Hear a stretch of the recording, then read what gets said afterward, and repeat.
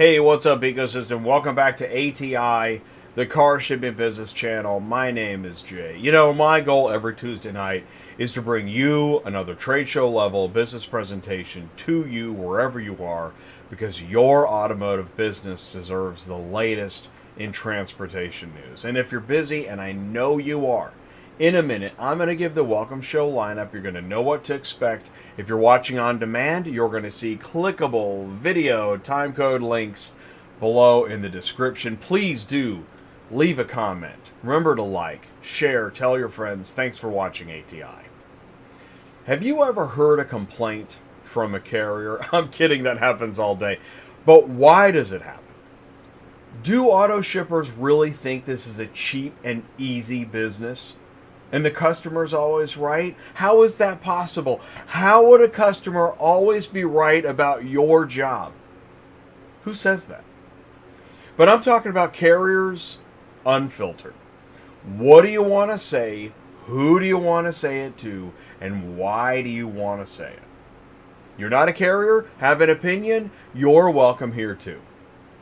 We're going to be sharing call-in info and Zoom meeting links in the live chat throughout the show. So please be patient. Please do join us.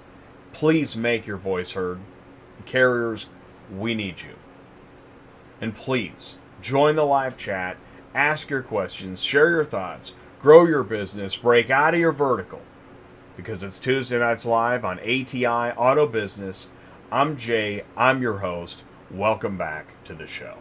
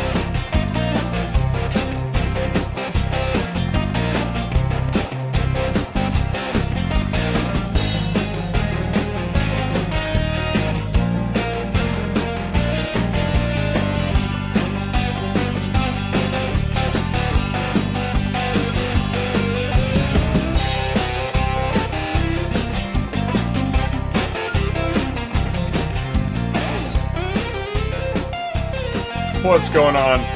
Check 1, 2, 3. Hey, listen, I was just, okay, I'm trying to make sure that I share the phone numbers and the call-in info and the Zoom meeting info for tonight's show, because this is Carriers Unfiltered, all right? And so this is an open invitation. We don't do this very often. I really don't do live call-in shows. But on Carriers Unfiltered, carriers are busy. They're on the road. We'll take what we can get. We want you to join in. Say hello. Please do that. Listen, if this is your first time here, please do feel welcome. This is ATI Auto Business, the car shipping business channel. In a minute, I'm going to go into the live chat.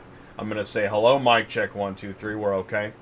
All right, cool. So please do say hello in the live chat and check in. Ask for the phone numbers. Ask for the link.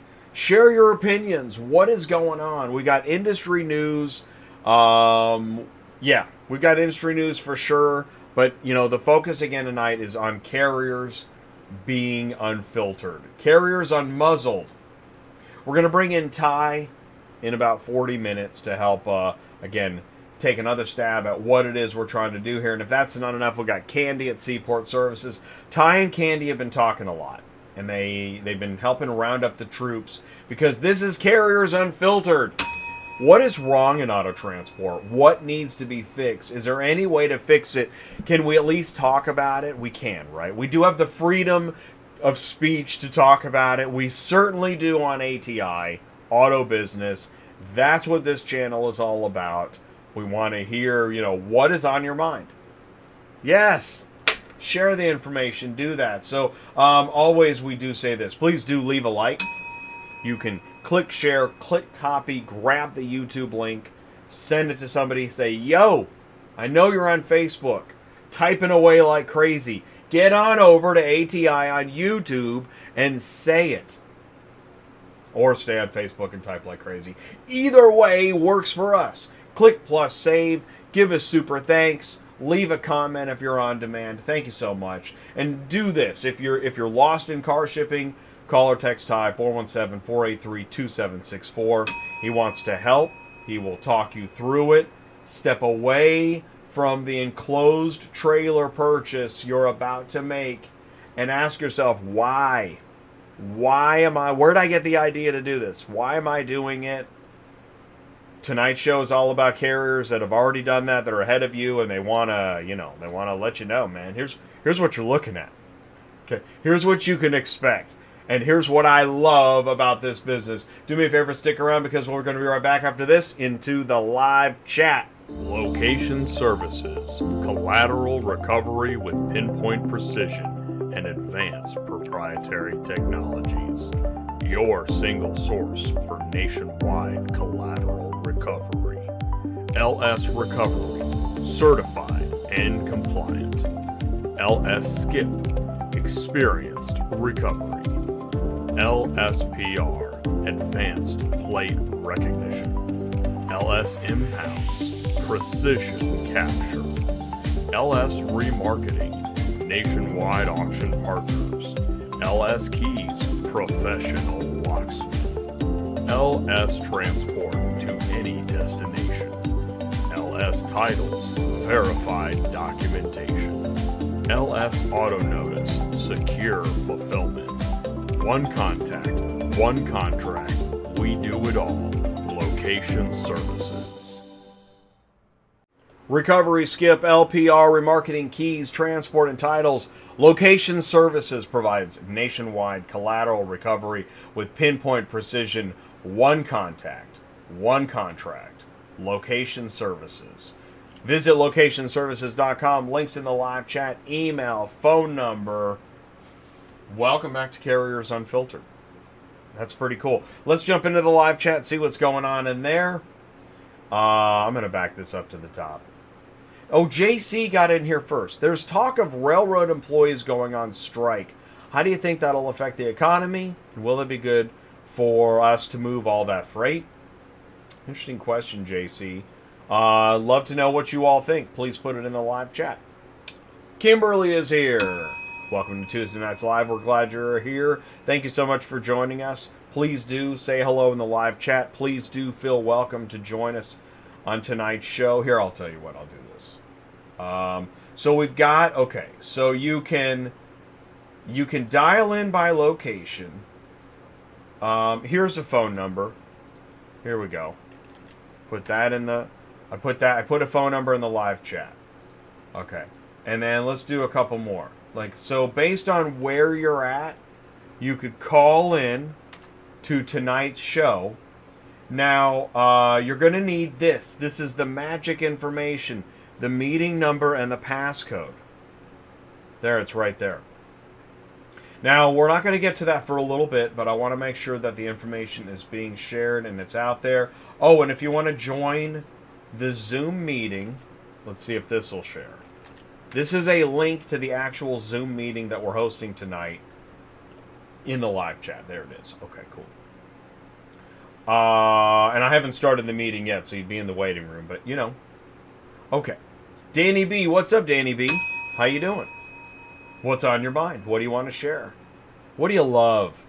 What do you hate? Put it in the live chat. Say hello. Call us, email us, fax us. Truckify Inc. is in the house. What's up, Moozy? Thanks for saying hello. Vance Mattis. All the way from Dispatching Live. What is up, Vance? Cars on the Move, is this where you get unfiltered? Absolutely. Unmuzzled. Oh, and Vance says that lot lizards will bang for your buck. Say, are you a lot lizard? Heck no, I'm a broker. Chris Chamberlain, hey, yo, is this where you get unglued? Yes, it's ATI Auto Business. It's Tuesday Nights Live. Randy Tart, hello from Albany, New York. Well, what's up, Randy Tart? Hey, thanks for saying hello. We got Daryl Hall, Hall Auto Transport in the house. And yeah, that's awesome. That's great. Okay, so there you go. Again, phone numbers, Zoom meeting link. Is it working? Is it not working? Are you able to get in? What do you want to say?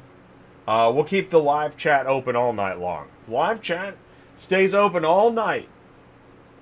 Well drinks half off. Somewhere.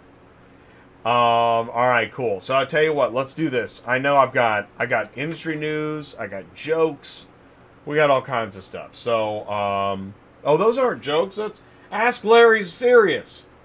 Maybe not tonight. Stick around for Are You a Car Shipping Guru? You're not going to want to miss it tonight. We'll be right back.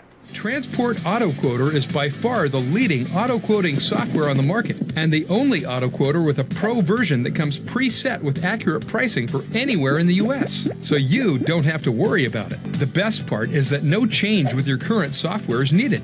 Just plug TAQ in and start booking jobs. Carriers can easily plug TAQ into their current websites and start making money right away.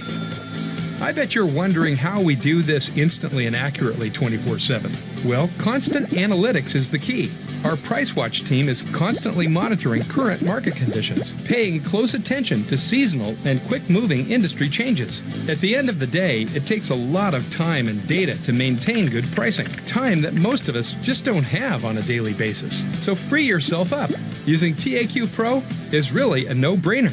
Save time and money, maximizing your leads and optimizing your online investments. You'll finally be able to sleep well at night knowing that TAQ is on the job selling for you 24/7. Never missing a potential job.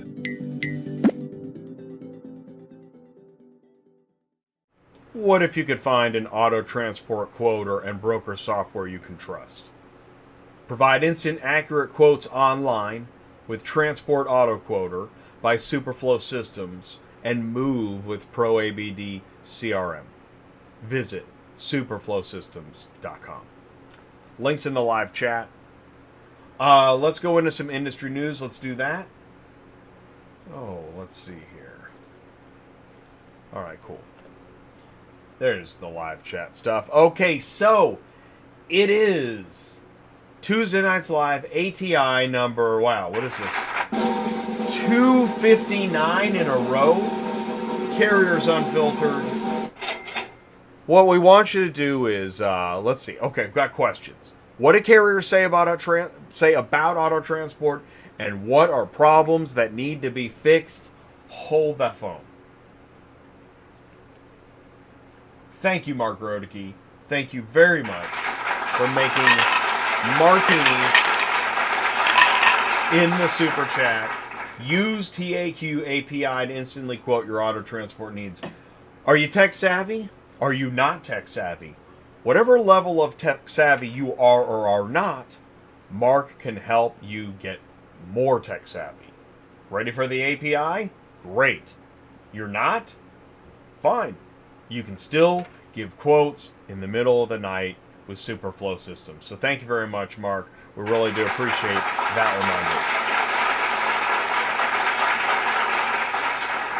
So what do carriers say about auto transport? What are problems that need to be fixed? So why does this happen, right? When your client asks if you can do it cheaper, which it seems like it gets asked a lot, sure. I can give you the half horse. Is that okay? Yeah, sure, we can do that. By the way, once again, we got the links in the live chat. You can join us tonight. What's your half horse? Join the Zoom meeting, call in, make your voice heard. We had last week, What Makes a Great Car Hauler? That was a great show too. Thank you very much, John Larrick and crew, for joining us about what makes a great car hauler. And in fact, I wanted to share this. Here's John's. He is hiring a car hauler, looking for a local driver. Benefits, responsibilities, requirements, it's all there. There's the phone number, 973-627-1959. Go ahead and give John a call if you're interested in learning more about that. You know, we talk about the full ecosystem, right? From OEMs, auctions, dealers, shippers, services, brokers. carriers, equipment, regulations, and loads. This is not just a driver show. This is an auto industry channel. So thanks for joining us tonight. We're going to focus on carriers as it applies to everything. That is tonight's focus and plan. You know, we talk about the front of the store and the back of the store. Back of the store, that's where you find the transport parking lot. And what happens in the front of the store connects to the back of the store. And then around and around it goes. But this is auto transport, and you can do whatever you want. Right? Grab a mask, jump right in. The customer's always right. Working around hair appointments. Yeah, I'll deliver your car to the airport. Who told you that? We go over it every Thursday on Dispatching Live's Thermonuclear Thursdays. So if you missed tonight's show, even if you make it to tonight's show, join us on Thursdays to clear the dispatching air. Oh, you didn't get the memo? Well, neither did we. That's why we're here to clear the air. Where's the title? Now I realize there's going to be people that don't care. But it's important to somebody, and believe me, if the car gets there and no one knows where the title is, it ain't going to be the easy unload you'd hoped for. But hey, it was the dispatcher. It always is the dispatcher on Dispatching Live.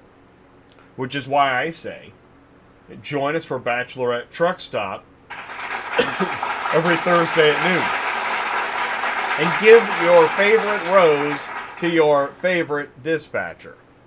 Or just type it on Facebook. Either one works. Now, I like this. This is a great post. I shared this on Thursday. This is from a broker. Talking about a lot of hatred towards brokers. I will say this. Brokers are better at conveying the reasons why they're upset from their perspective. I'm looking for more carriers to let me know what are the reasons why. What are the problems? This broker says it's total mayhem with new carriers. Accepting loads and forgetting about them. Communication is horrible. Canceling at the last moment. Being rude. Marking loads picked up when they're not. Accepting expedited shipments and calling and say they're not going to pick it up and they'll do it another time. It's unbelievable. And this broker says, actually, brokers, in my broker opinion, are still keeping this industry to be somewhat professional and hold some standards. Otherwise, it would be total mayhem. Disagree? Let us know why. In triplicate. When the broker gives the shipper a quote, forget about it on the carrier. My personal favorite meme, but you know, I'm kind of like the dog in the photo. Forget about it. Come here, forget about it. Okay. Not good. The life expectancy of a driver is 16 years less than the average population. Not good. I wonder if the customer knew that one. Let them know when you get there. By the way, how ironic. It's National Truck Driver Appreciation Week. Do you feel it? Can you feel it? Huh? Is it palpable? In fact, Acerta says to show their appreciation, on Carrier Day is going to be randomly selected to receive a $100 Visa gift card. Now, to be entered, you must be active with Acertus and take at least one load during the week. Okay. And now through September, next day pay fees reduced. So it's only, is it 4%? Instead of what? I don't know. Hey, speaking of Truck Driver Appreciation Week. Okay. F the FMCSA and Clearinghouse, and F the DOT too. Bunch of whitewash lies. That is. I mean, at least he's, you know, there's no bones about that one. And that was a comment on our YouTube channel. which I allowed, because free speech and all that stuff. We still have it. We do still have... Okay. Don't ask. They'll take it away. This was also on the YouTube channel. Proof that if you ask Brian a question, he will answer it. If I registered for my DOT and MC for non-CDL hotshot trucking, and a couple months or a year later I went and got my CDL, do I have to re-register or reapply with FMCSA? Great question. Brian says you do not need to re-register with the FMCSA, although you do need to file an updated MCS 150. If you have further clarification questions, please do join us tomorrow on Live Carrier Advice with Brian Riker. It used to be called DOT Compliance. Now it's called Live Carrier Advice. It's literally the same thing, except we talk about more than the DOT. And in fact, Brian makes the rounds. He gives the talks at the shows. Your DOT guy, Brian Riker, will unpack the federal drug and alcohol regulations. Ooh, it's called Marijuana and the Truck Driver. Is it really a problem? That's a good title. So that will be at... Well, we'll ask Brian more about that tomorrow. That's interesting. Great topic. Also, we got IATA on Live Carrier Advice with us tomorrow. Ziggy and the friends from IATA. Now, I think this picture was taken last month at the IATA meet and greet, which was near the end of August at the in Lancaster, PA. So we're going to learn more about that tomorrow. We're going to have Ziggy live on the show. It's going to be great. Here's some driver appreciation for you. If you hit this sign, you'll hit that bridge. It's actually... I could see that sign being useful many, many more places. Pretty clear. You can read it fast, too, if you have to. Let's see. We're excited to announce that all loads posted by Backlot Cars will soon appear exclusively on the Super Load Board. Now, that is very interesting. That's actually good to know, because this gets us into, what's your feedback on the new search? We want to hear it. You can share it tonight. Is that your beef? Man, we haven't even talked about the load boards, let alone the rates and insurance and everything else. Yeah, what do you want to talk about? What do you wish was better? Here's one for you. Do you have time to go to resources.centraldispatch.com and learn everything you need to know to catch up and book a load? Or do you just need to book a load right now? How many videos do I need to watch before I can book this load? 10? Oh, great. The birds are flying south. Which birds? Snowbirds. Hey, this is neat. We got a store now on ATI on this YouTube channel. You can click store, and we got some merch. And I know we're just getting started. So if you don't see what you want to see, let us know what you'd like to see. This is the feedback show. And maybe actually that'd be great. Maybe, hey Jay, I'd love a T-shirt, with Carriers Unfiltered, or I have a different show that I love. That's a great idea. I hadn't even thought of that. Can we, somebody making notes? We'll give that a shot.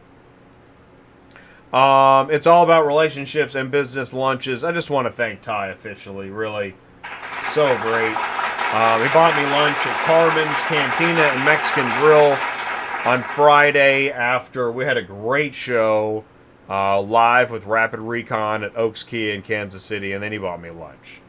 What a guy. Oh, you got the note. Ding. That's great. What else? What else should we put? T-shirts, hats, mugs, oven mitts. Can we do oven mitts? Aprons. Can we do aprons? Depends on what's available in the Teespring store, but what would you want on your mug, hat, or oven mitt? This is how you get your car shipping business news. It's ATI. Throw it up on the big screen. We like that. We do appreciate that. You know what time it is. It's time. We got 5 new questions. That's right. 5 new questions. Step right up and play Are You a Car Shipping Guru? Now, we always have 5 brand new questions on Tuesday nights live. We'll do it again on Dispatching Live. And now we're doing the questions and the answers. Here we go. Question 1. Which of these processes suck the most? Disputing a negative rating, scheduling a repo appointment, delivering to a house on time, or all the above suck the most? Does anybody want to guess who wrote this? Or am I missing an option? Which of these processes suck the most? Disputing a negative rating, scheduling a repo appointment, delivering to a house on time, or all the above suck the most? Go ahead and put in your answers.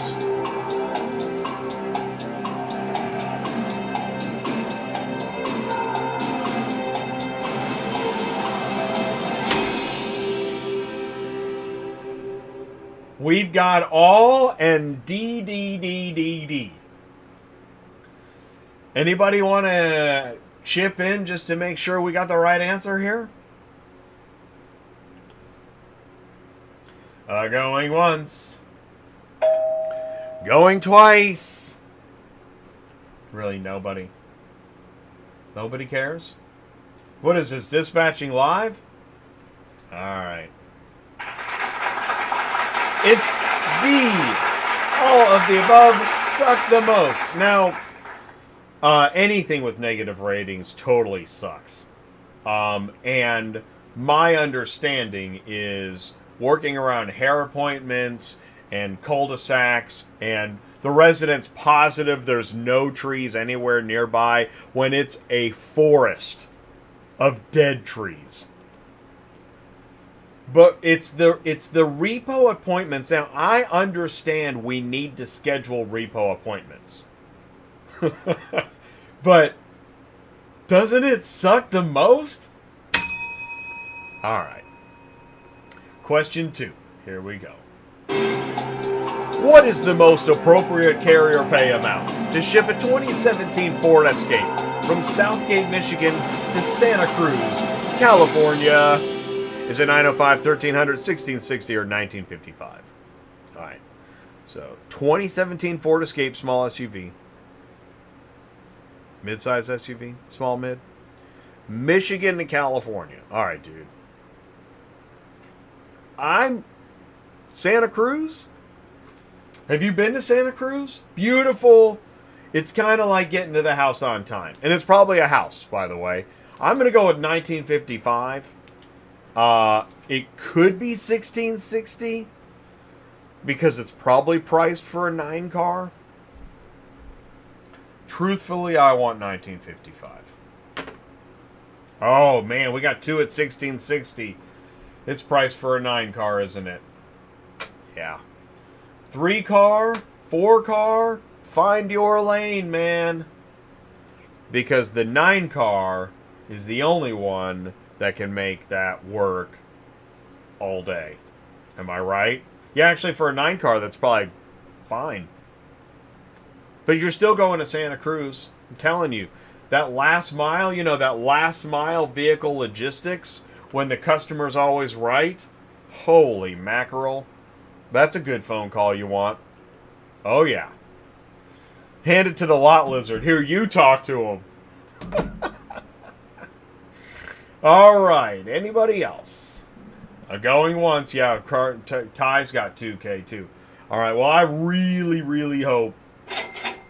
But I'm going to go. I'm sure it's 9. There, yeah, exactly. There you go. It's a 9 car. All right. Question 3. Here we go. Who's to blame for crappy rates on load boards? Is it the shippers, the brokers, the carriers, or everyone plays a part? Think about it.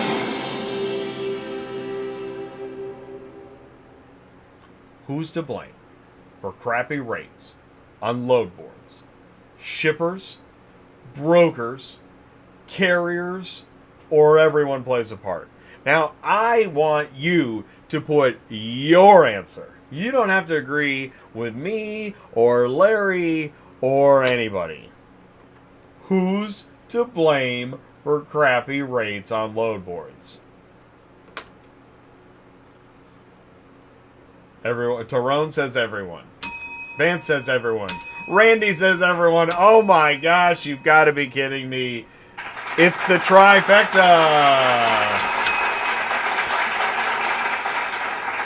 The government. Oh, I think Ty's got it. Well, I hate to break it to anybody who thinks it's just one group. And because this is the thing, and I always say this on Dispatching Live, that there's going to be no march on Washington. There's going to be no bonfire. If you think that we're going to wait until everybody gets together and stops hauling cheap freight, hell will freeze, pigs will fly, and they will find Hunter Biden's laptop. Okay, that's... Oh, they found it? Oh. All right, question 4. Here we go. What is the most appropriate carrier pay amount to ship a 2019 Honda Civic from Frankfort, Kentucky to Sheboygan, Wisconsin? Too woke? There's too many woke. Oh, we lost our woke audience? Dang it. 305-570-820 or 1015. Which one is it? Honda Civic, Frankfort, Kentucky, Sheboygan, Wisconsin. I don't think it's going to pay that great.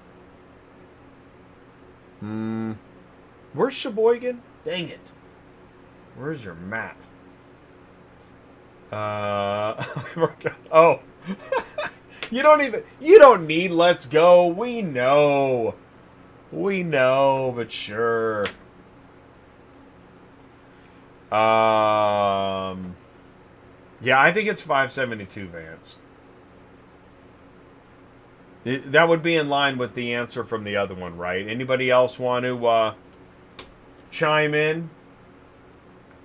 Maybe a comment about EVs or AB5. That's always a great topic. Welcome to the hand grenade. Okay, let's see what we got here. Yes, it is 570. Saw that one coming. Saw it coming from a mile away. All right, here we go. One more. Question 5. Which of these ideas is the worst? Booking an in-op without a winch. Booking to the port without a twig. Not taking pictures during inspection. All bad ideas. What are you thinking?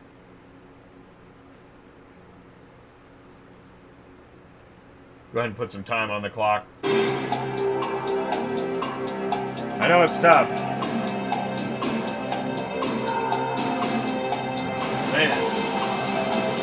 Man, the questions tonight are so hard.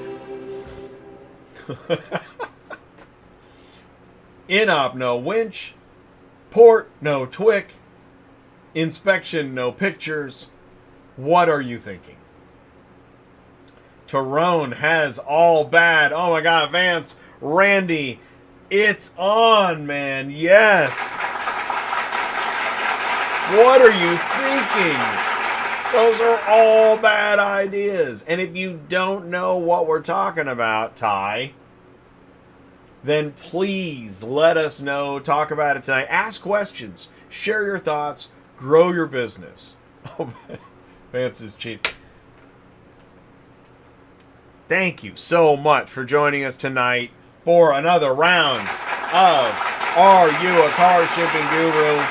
It's Carriers Unfiltered. It's time for me to take a quick break. After this, we're going to come back. We got Industry News Part 2. Stick around. We'll see you soon. Are you completely stressed out from all the calls and the contracts and the verification of loads when nobody answers the phone? Call Murphy Auto Dispatch Services today. Murphy Auto Dispatch Services has over 15 years of experience in the transport industry. We are your office while you are on the road. We book, we verify, and we bill out your loads for you. We have an excellent accounting staff and an even better dispatch team. Give us a call today at 417-273-0021. Or if you want to email me, it's murphyautotransport31@yahoo.com. Give us a call today.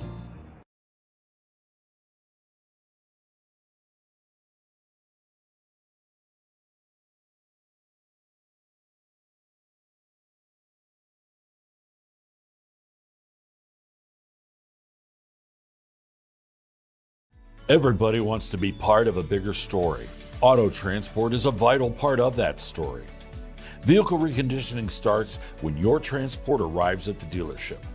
The story starts with you. For our auto retail customers, as yours, full satisfaction.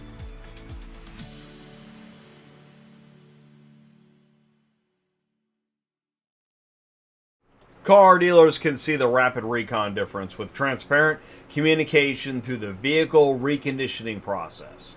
Auto remarketing and dealer inventory management software. Visit rapidrecon.com. We had a great show Friday. Actually, we toured Oaks Kia with Rapid Recon. I'm going to share the link to that show. You should definitely watch it. It helps understand what vehicle reconditioning is all about. Let's do Rapid Recon show. And actually, we got I think we're going to have a video edit of that coming out at some point too. So, thank you so much. All right, let's do this. It is now time for Industry News Part 2. NADA has a video on YouTube. Who would have thought new FTC rules could bog down online car sales with documents? This is something to know about. The National Automobile Dealers Association on September 1st released a video arguing that the Federal Trade Commission's proposed remedy for bait-and-switch advertising and hidden add-ons would mean more documentation for physical and digital car sales. So here's the video, how FTC proposal will hurt car shoppers. The video, posted on NADA's website, opposes the proposed FTC rules. You may have read about these. New regulations would make the transactions even more complicated and confusing if bureaucrats in Washington have their way. Hard to dispute. Video argues the proposed changes would result in 3 new forms being added to a transaction should a customer take out a loan and buy finance and insurance products such as extended service contracts. I mean, who likes more forms? The new regulations could also thoroughly frustrate progress in online sales. Who benefits, Ty? Put it in the live chat. Who do you think likes this idea? Well, besides the government. Who else in our ecosystem would love more red tape for online sales of car dealers? I wonder.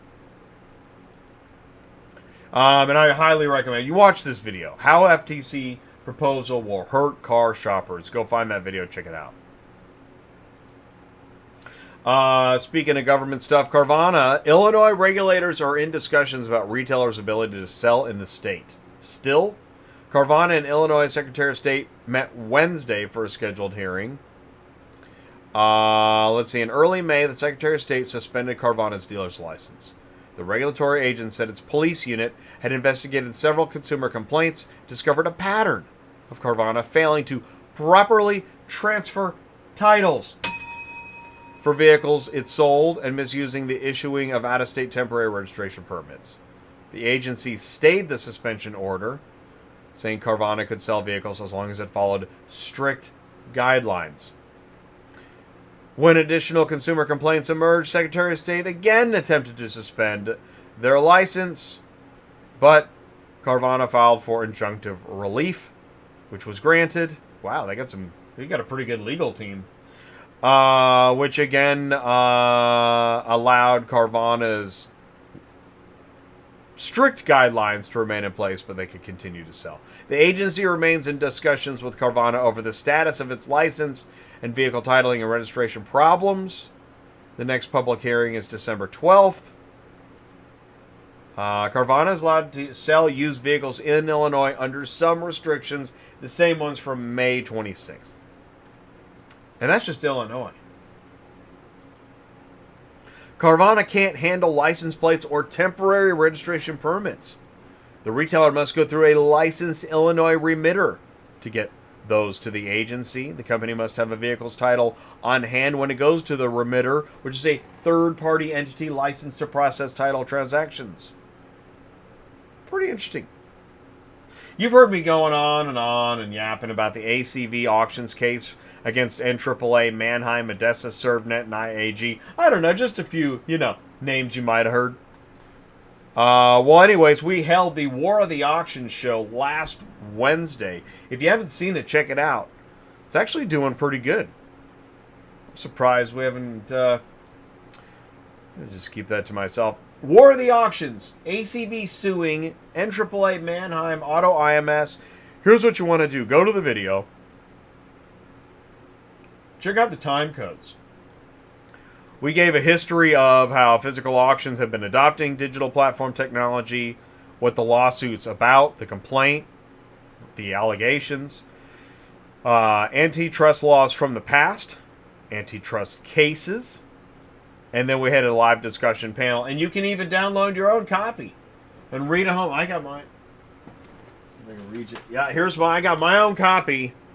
Man, I went through this thing with a fine-tooth comb. All right, there's a lot here. There's a lot to learn. Get a copy. All right. What else we got here? Oh, speaking of the War of the Auctions, Dealers Auto Auction Group buys VIP Atlanta Auto Auction. The Dealers Auto Auction Group expands into the Atlanta market with this acquisition. Jim Smith, the owner and operator of VIP Auction, will have a partnership stake and be GM and VP at DAA Atlanta. This expands DAAG to 9 locations. So, gosh, I wonder who's got that contract for easy car shipping.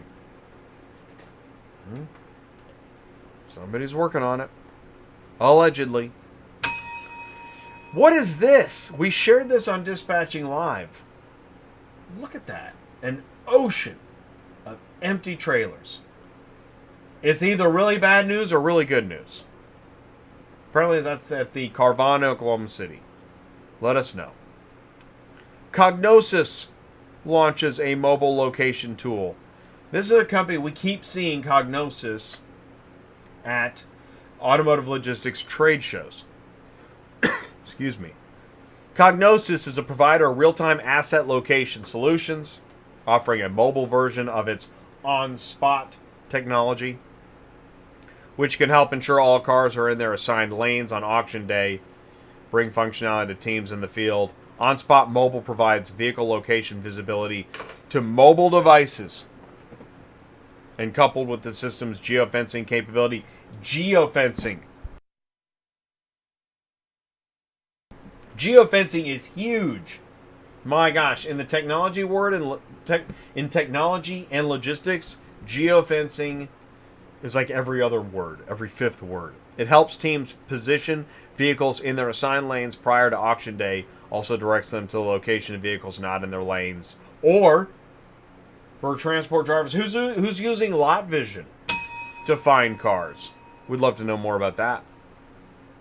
Used EV prices are rising much faster than ICE vehicles, gas vehicles.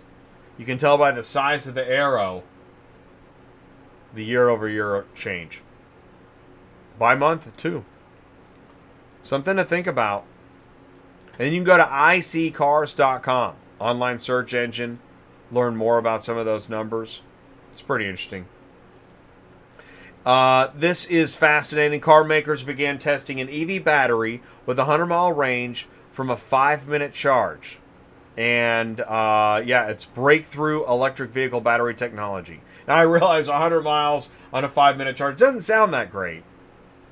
But they're moving fast, and their goals are, let's see, this is StoreDot, a company focused on extreme fast charging batteries, which sounds like it could get hot quickly. Something to think about. I'm just guessing out loud on YouTube. 3D scanners transforming the industry. Automakers, dealers, repair shops increasingly turning to 3D scanning. You're going to hear more about 3D scanners. It's coming. It's going to help. That should help. Theoretically.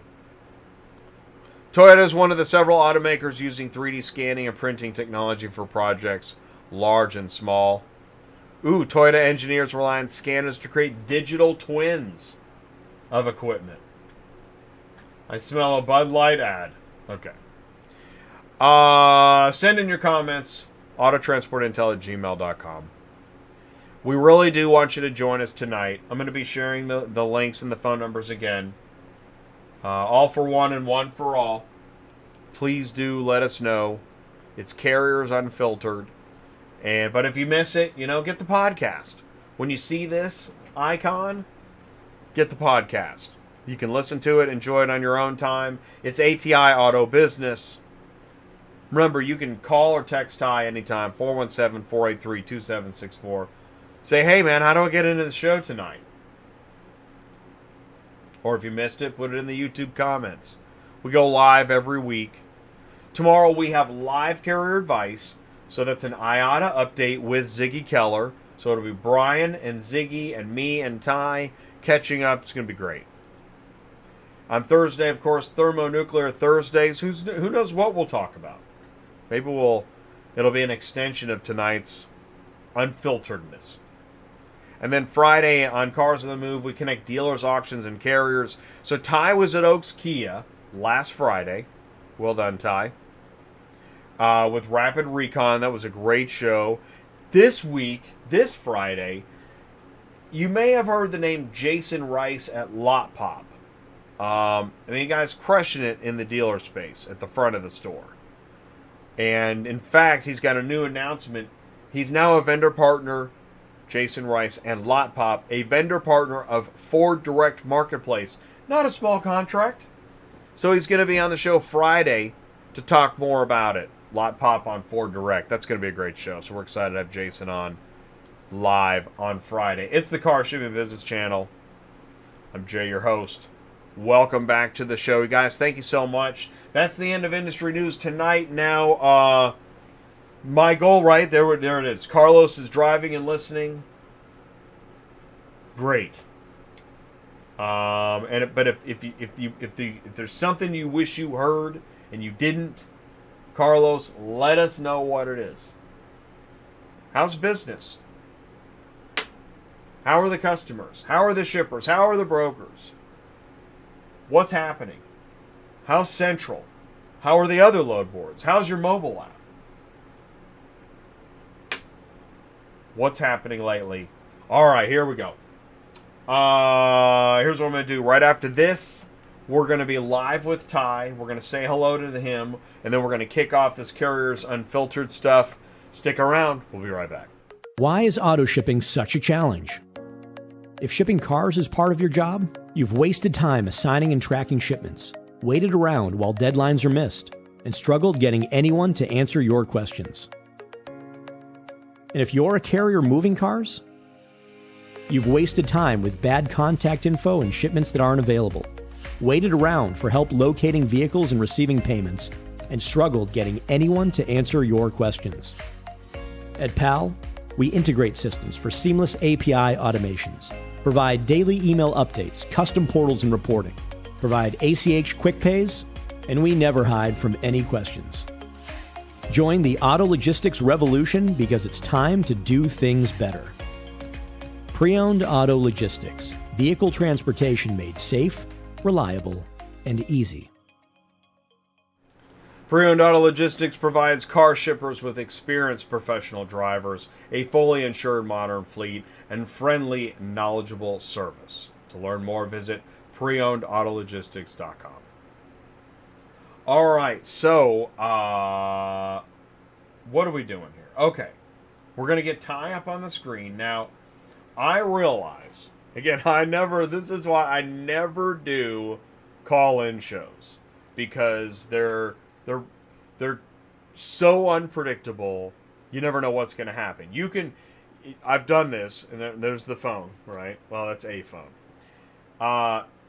Where when you do a live call-in show, you can go like 10 minutes with nothing. 20 minutes. You're dying out there. Suddenly, the phones light up, and you got 5 people at the same time that all have like 5 minutes to go to wait, and they're ready to go. So I don't know what's going to happen. All right, I see we have one in. We already have one in the waiting room. And what I want to do again is this. Okay, so here is the information. You can Okay, it won't share all that. Hang on one second. So we've got... Get rid of that. Okay. So what you're going to see is if you click the link, it's a Zoom meeting. That's the Zoom meeting that we're going to be in tonight. Here, I'll let Ty in the door. Let's give Ty a drum roll.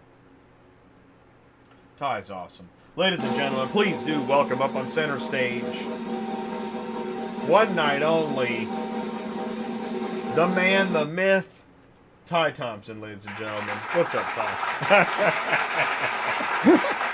I'll tell you what, wait, here. Let me get plugged in. Yeah, get plugged in. So I shared in the live chat. That's the link to join the Zoom meeting that Ty and I are in right now. Okay? So this is a live Zoom meeting. And you're not supposed to do this because you can't send this to the hackers and all this stuff.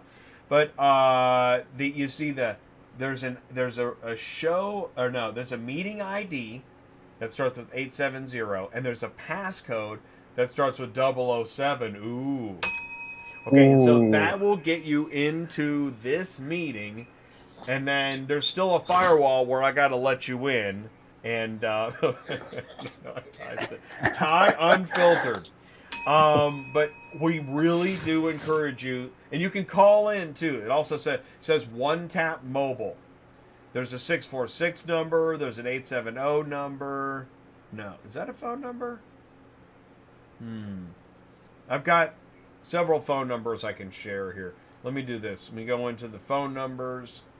You can dial by your location based on, but I don't know if it matters anymore. It seems like what? I don't know. Are there long distance fees anymore? Let's see here. Ty? Yo. Can you see me and hear me okay? Absolutely. Sorry for the... You're never early, ever. I usually come on at 7:50 and I wait till 8:05. I'm like, he's going live. But I'm really excited because look at this. Look. Oh, ACV.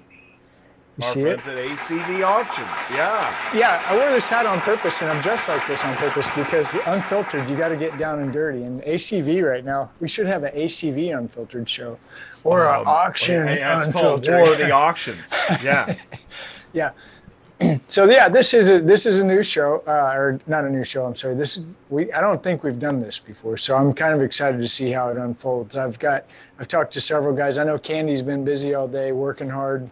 I know she's talked to several guys. So I think what I would like to, I can sit here and talk about car hauling and how awesome it is, but really I think we want to hear from you guys. So if you have a link, if you have a number, go ahead and try to call it, because this is all going to be a test, I think, a little bit for all of us. We'll get through it. All right, so I just opened up to, I think we have a caller, and I didn't give any notice at all. Okay, now I'm asking to unmute. So I think we've got somebody on the phone. Yeah, I think I saw the number 501. That would be Lloyd. Lloyd, remember Lloyd? Hey, Lloyd, can you hear us? Okay, let me, okay, okay, there you go. Hey, Lloyd, can you hear me now? us? Hey, Lloyd. Yeah, I hear you. What's hello. going on? Oh, just out here enjoying the sunshine. All right, I'm handing it to Ty. Ty.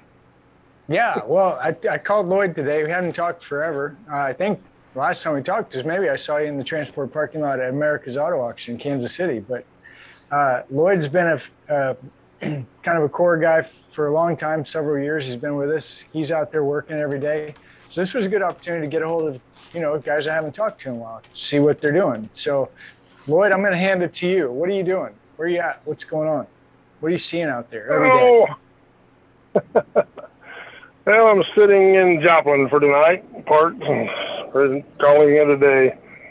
But it's been interesting, since last time I've been a couple of round tables. I haven't seen a round table in a while. But it's getting crazy out there. Like I talked to you earlier about, just Jay, your question, as far as the car guru, the rates are crazy.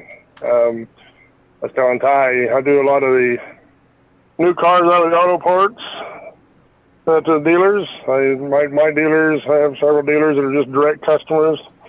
Those of you who are familiar with what ATI is about, and Ty's always saying, develop that relationship with the dealers direct, your customers direct, and try to stay away from these boards because, like Jay was just talking about, the rates are just crazy, crazy low. But the other thing I was telling Ty earlier, I don't know if who's seen it in the national news with these Hellcats. They're getting to be big trouble as far as us, the transporters. Auto yards getting broke into, and he's driving these Hellcats through the fences and these SRT trucks. I won't haul them. It's just not worth the trouble. And just kind of off subject here a little bit, but I think it's important to mention, anybody's heard about the no cash bond issue that goes into effect January 1st of next year? If you have not heard about the no cash bond, I recommend everybody do some homework and check into it. But the way the regs are going to change come January the 1st, somebody can kidnap your daughter, someone can kidnap you, hold you up in your truck, assault you, second-degree assault, take your truck, and they'll take them and put them in jail, process them, and let them out without paying any bond. People can trespass on your property, come camp out in your yard, and you cannot kick them off your property. So just imagine you got a carload on your truck, somebody wants one of your vehicles, they hijack you in your truck, get you somewhere, beat the snot out of you, and they can't be prosecuted. They can get out before the paperwork's done. I saw that. I've been kind of watching it and everything going on in the world, but I got a load of wrecked cars on right now. Somebody mentioned something a while back on one of the chats that LTL pays more than truckload, talking about rates. And when I see these stingers, these truckload of stingers, paying 20 cents a mile for a car, you got 9, 10 cars on paying $2 a mile. It's just crazy. Insurance, my insurance is expensive because I've got $250,000 plus for cargo, and yet these rates are the way they are. So I can haul a wrecked car right now and make more money than I can hauling a brand new car out of the auto ports. And so what's the answer? What's the solution? That's why I'm here. Let's see what we can learn. Right. You mentioned something about Copart, and anytime I hear Copart, it kind of frustrates me. And that, in the live chat during Are You a Car Shipping Guru, I'm running my mouth saying the government is the problem for everything, right? It's not the shipper, the broker, the carrier, it's the government. And the reason I'm bringing this up is because when I had all my trucks, you would be shocked at how much time you spend not driving, how much time you spend loading, how much time you spend unloading, how much time you spend trying to find a car, blah, blah, blah, all those things. And to have the federal government come in and say you can only drive this many hours, well, in the car hauler world, in my opinion, it's really not a fair shake, because we don't really drive as much as for the most part. So where I'm going with this is Lloyd just said he had cars at Copart. So Lloyd, can you tell us what your schedule was like and what it was like when you got there today? This is Kansas City Copart, right?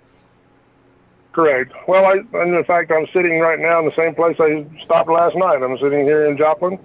My day consisted of leaving Joplin, going up to Kansas City. I made 4 drops, and then I went to Copart. My appointment was for 11 o'clock, but it was a nightmare. And you're right. I had 4 cars to pick up there at Copart. Took 2.5 hours to get loaded. All the dust and dirt and every daggone thing else sitting around there. And then I'm back here to Joplin again. We're shut down here in Joplin again tonight. So all the miles I did today was just from Joplin to Kansas City and back to Joplin. So you're correct, Ty. There's not a whole lot of miles involved. It's the time. So our time on the clock, waiting, and like you said, getting loaded and unloaded. And that's what frustrates me, when I see these guys, loading 9, 10 cars for 20 cents a mile. I mean, golly, why? Yeah. So car hauling, and I think the goal of this show is not just bitch fest, but it's okay. This is the reality of the business. If you want to come into the business, you need to pay attention, because these are real life people doing the real life work. This isn't Ty sitting in a chair and Jay sitting in a chair, armchair quarterbacking. These are Lloyd's a real guy. I've met Lloyd. He's got a real truck and a real trailer, and he's telling you real things that concern him. Now, this cash bond thing, that kind of caught me off guard. I didn't see that one, but that's a really interesting topic that I think we should touch on again. But the other side of this, I see, okay, the number one with these rates on the load board, right? Now, Lloyd has a direct client base, and I'm pretty sure you only use the load board to get you back. Is that right? Well, I'll give you a good example. So yes, a lot of these dealers, just for everybody's information out there, a lot of these dealers own more than one manufacturer as far as the dealer goes. I have one customer who owns 5 different makes as far as dealerships go. So they got 5 dealerships. And when they need something unique, specific, expedited, they call me. And so, for example, they've got one sitting at the rail yard, and they need to get it to their dealership because the customer's waiting out. They're tired of waiting. They'll call me and say, "Hey, Lloyd, will you go get this VIN number?" And I'll make arrangements, set it up to go get that VIN number. And so, yeah, I've got 3 trucks, kind of updated. But I got 3 trucks. I got a 5-car Sun Country, and I've got a Kaufman 4-car, and then I've got a single car that I pulled as far as the trailers go. But I'm the only driver for 3 trucks. I have one truck set up for hauling cars. I've got 1 truck set up for pulling van, and I've got the hot shot where needed to run local and pick up P&D kind of stuff. But when I go to an auto yard, pick up one specific vehicle, then yes, I'll jump on the board to see what's going on, what's going in, what's coming out, what's in that area to get me back and forth from origin to destination. And I see these rates, and I'm just like, not happening. But I can look at IAA or Copart, and they kind of frown on me when I pull into an auto port with wrecked cars on my truck. Say, I'm only here to pick up 1 or 2 of your new vehicles. Well, why are you hauling the wrecked ones? Well, because they pay more than your new ones. But yeah, that's a good point too. We talked about that earlier. The hauling a new car, I only had to do it maybe twice, and I said I'll never haul a new car again. Why was that? Well, you drop off the new car, they go over this thing with a fine-tooth comb and find a way to send you a bill for $1,500 no matter what. And after that, I said, I don't think so. I'll just stick with the used and the bangers. So, yeah, well, and it doesn't pay. It doesn't pay. Yeah. No, it doesn't. With my 5-car, and here again, I'm kind of fortunate because the reason why I bought this 5-car is because I can get the bigger trucks on. I can do the 2500s, the 450s, the 550s, the 650s, and so because nobody wants to haul those long. Oh, crap.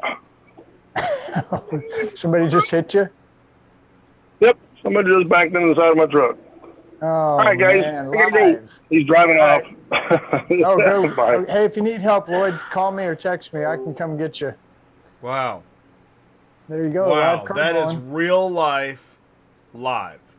Yeah, he's not too far from me. I need to just let him know if he needs a ride. All right, we'll do that. I'm going to bring in, while you're doing keep that, going. I got Vance. I'm going to bring in Vance and see what Vance is doing. And I heard the crash too. It was terrible. Did you hear the beeping first?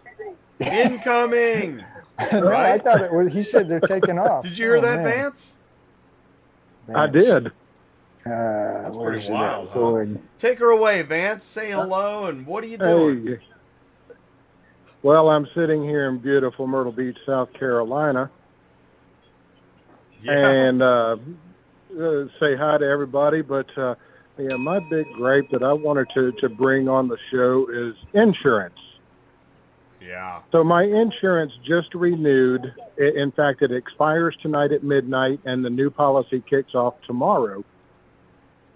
And the company that I'm with wanted to renew my policy for 2 trucks and trailers for the new year for $89,000 for the year.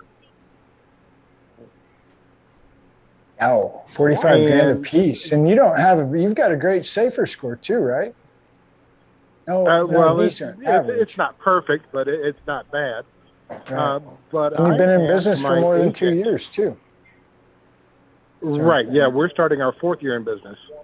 Yeah. And I asked my agent to go back to Progressive and ask them to write it as new business. And do you know that they came back with a quote of $44,000 for the same exact policy?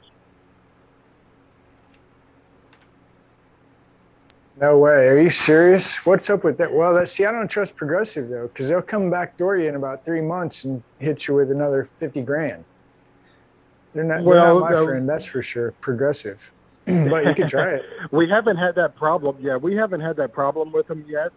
But that is a big concern for me. But there was no way that we would have been able to stay in business for 2 trucks at $89,000 for the year. It was almost like it was a shakedown. They wrote the policy and everything? They wrote the policy. I've already paid my premium. It's a done deal. So I'm curious, how is it that so this is unfiltered, so let us have it. But I'm just curious, how dumb does the insurance company have to be to see a business that's been in business for 4 years as a new business? Well, we actually had to call them and ask them to do it, and they did it. And that's what I don't understand. Is how can they go from $89,000 to $44,000 for the exact same policy? Yeah, we need to get Lionel on this. Figure that one out. That's something doesn't. What do they say? If it's too good to be true, maybe it is too good to be true. How does that go?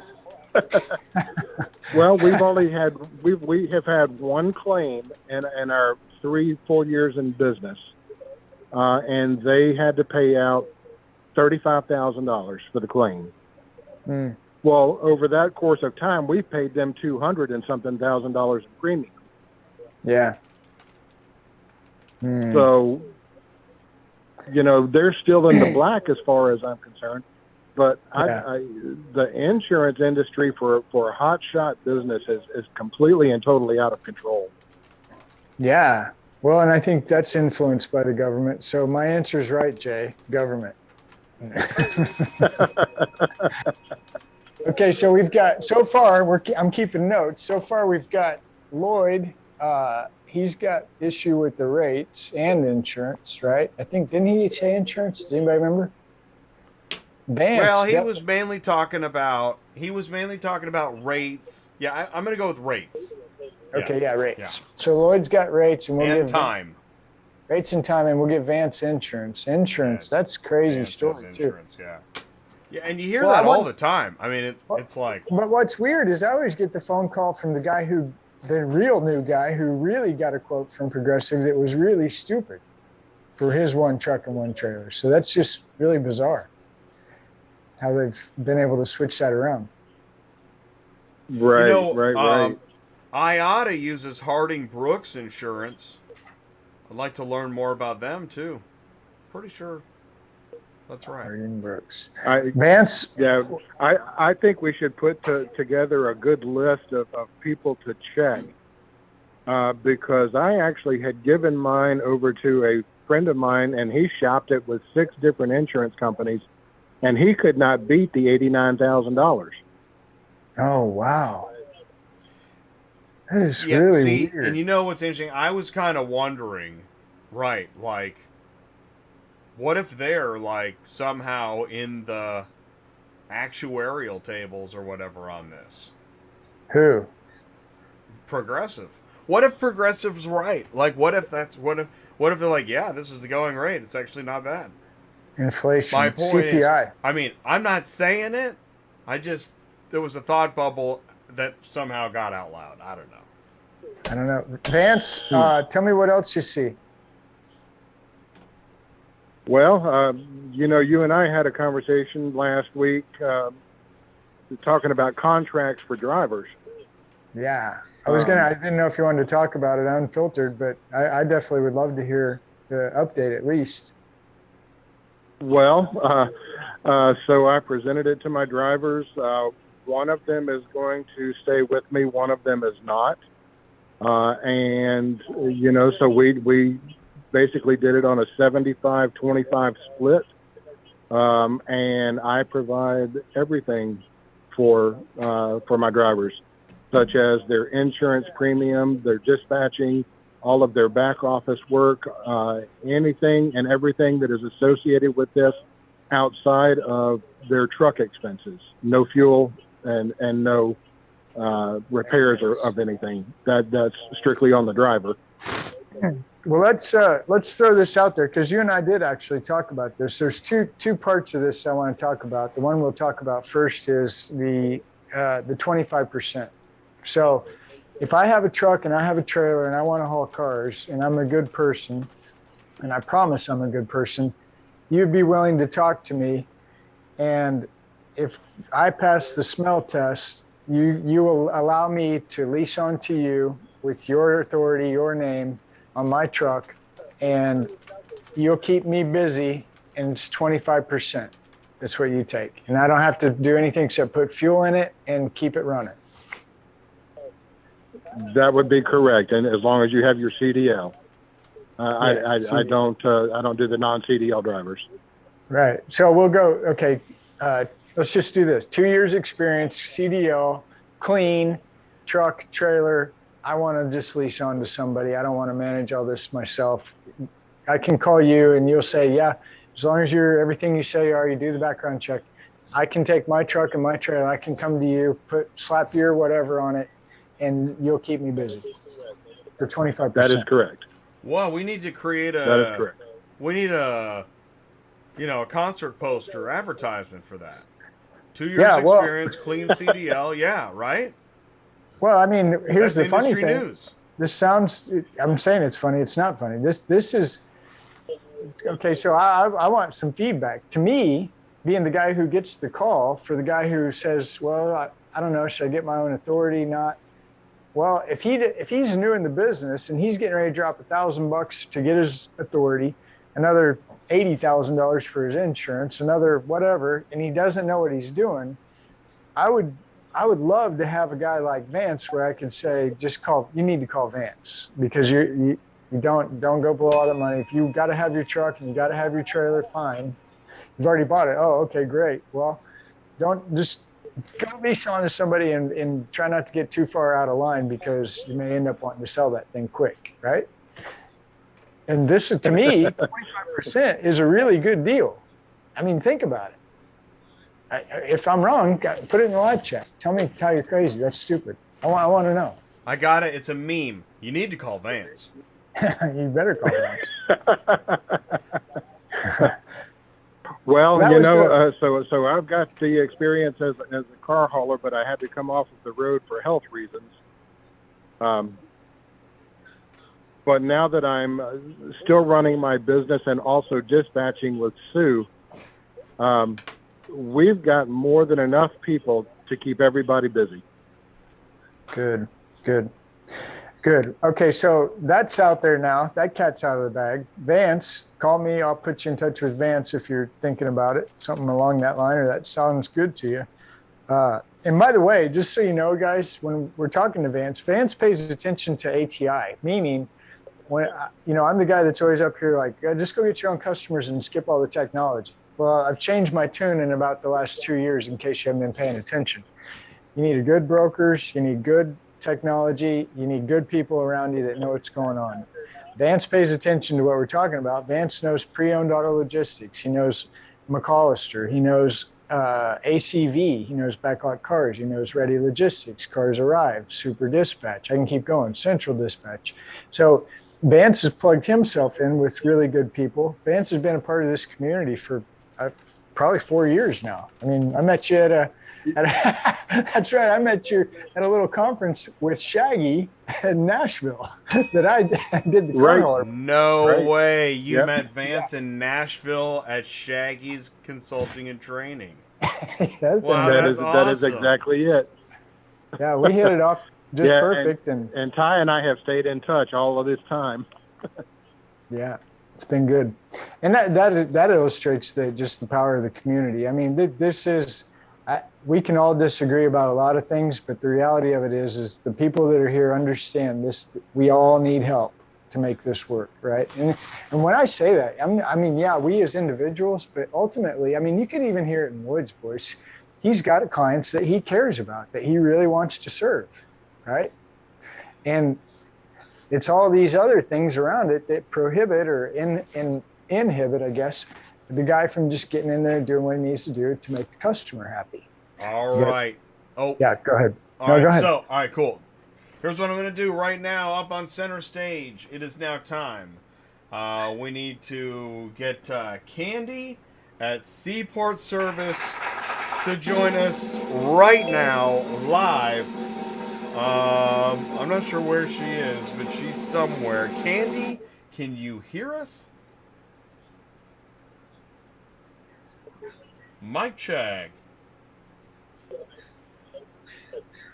We have Kandy's phone. We just don't have Kandy.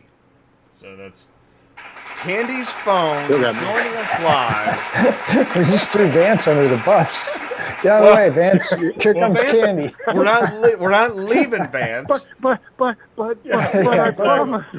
No, you don't understand. This is Kandy, Vance. I thought I would okay? add her, and I texted her. Let me actually. I put. Oh, well. While you're doing that, let me and Vance can just keep yapping. Keep going. Keep going. All right, okay, cool. yeah. All right. So the 25% deal, put it in the live chat if you think that's a bad deal, a good deal, or want to talk about it more. 417-483-2764. Call Ty.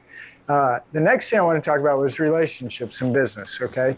We don't necessarily need to go into details, but Vance, you may have learned some things in the last, less than a year or a year, 2 years about relationships. I have learned a lot this year, especially about relationships. It's because I came off of the road in January because of COVID. I got a really bad case of long COVID, and it nearly killed me. And sorry to hear that. Yeah, and so I built a relationship with Sue, and that has been utterly fantastic as far as working with her, and with my drivers out there doing their thing, it's been a pretty phenomenal year. Good. Well, definitely. I'm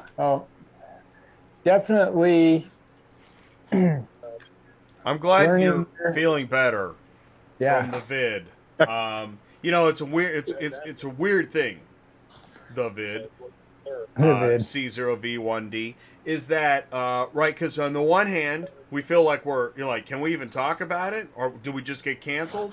And then there's what level of severity and where is it? But when you do have it and you feel like snot, it's bad. Mm-hmm. So, yeah, that's true. True that. Yeah, I had it really bad. I mean, the very next step for me was the ventilator, and fortunately, I think the good Lord had something for me to do, and maybe this is it. Yeah. Amen. Amen to that. We got Kandy. I don't know if Kandy can you hear us, Kandy? All right. Terone Mixon is up next. Oh, right. Terone. I love Terone. And you're going to stay with us, Vance, okay? Stay with us. Because that's what we're going to do here is we're going to just keep adding people because it's not a round table, but it feels like it. Live on Carriers Unfiltered. Long-time listener, first-time caller, Terone Mixon. Can you hear us? Yeah, I can hear you. Hey, Terone, what's up? What's up? Hey, Jay, this ain't my first time either, Jay. This ain't my first time, man. I know. I just have to, I have to come up with some fancy schmancy title. Fancy. Terone's been around. How y'all doing? Hey, what's up, Terone? What's going? Where are you at tonight? Just come out of Austin. Actually, finna get on I-20 right here in Hutchins. not Hutchins. I'm sorry, Lancaster. Lancaster, Texas. Yeah. Texas, man, you stay in Texas like pretty much all the time, right? But you don't live there. Is that right? Yeah. Am I right about that? Yeah, you're right. I don't live here. I stay in Jackson, Mississippi. Terone and I That's where the stay in work touch is, so. on a pretty regular basis. And what do you do? What do you got? What do you want to talk about? Is there anything you want to talk about? Yeah. Oh, none other than, I know, the last time we talked, we were talking about how they're saying that there's no freight available. And I think I didn't debunk that. What you think, Ty? Yeah, on the new car. Let's clarify. New car, no freight. I was worried about where are the new cars. So Terone is in with the new car gang. And how many do you haul at one time? Awesome. 3. 3 at one time. New car gang, and you haul. Which do you haul new? Which brand? Ford, Dodge, and Chevrolet. Ford, Dodge, and Tesla. I actually started moving Tesla out of the new plant down in Austin. So, did you hear about what Lloyd was talking about? The Hellcats getting stolen and all that in Memphis? No, I had just logged back in to the show, but I already knew that they killing them. They really stealing them guys' cars. I'm talking about they pushing them off. Some of them getting extra keys. They're not turning the keys in, and they stealing with the keys. They pushing them off. I mean, they doing all type of stuff to get these cars. Huh. Yeah, I hadn't heard that one. Jay, did you hear about that? The Hellcat story? So Memphis? It's interesting. I heard something about Hellcats a while back. I didn't know it was still a thing, but just hearing what you guys, hearing Lloyd talking about the no cash bail, and I pulled up the news story. I mean, these are real stories. It's interesting what each other hears based on what you're doing. Yeah. What else you got? Because that's fascinating. It's good to know. Yeah. But anyway, don't take a 20-cent a mile Hellcat. No. No. Well, so it'll be gone in the morning, right? Right. So the last time, yeah, you're right. Last time we talked, I was all spun up because I don't see the OEMs making cars. That's what I was all hopped up about. Is that right? Right. And then I met you. We were talking on a Clubhouse. I didn't meet you, but that's where we started talking more about it. Then after we got off the Clubhouse, I was like, send me some pictures or something. You sending me pictures and videos of the railheads. Is that right? Yes, that's right. Yeah, railheads packed. Packed. Packed, and the problem was they couldn't find drivers. I heard about this. Which one? Yeah, Jay. Keep going. The railheads are like packed. I like this issue. Keep going. Yeah, put onto our packed to capacity. Jay, they was like where they're not doing the engine-based car. They moving a lot of electric cars, which is true. They doing a lot of EVs, but you still got a lot of, especially down here in Texas, you move a whole lot of trucks. A whole lot of trucks move down here.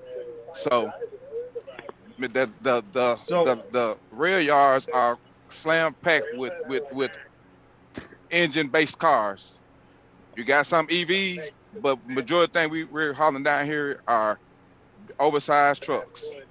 So, all right. So let me ask you this, because I know a lot, not 5 minutes away from where I'm at, stuffed to the gills with new trucks. What's going on?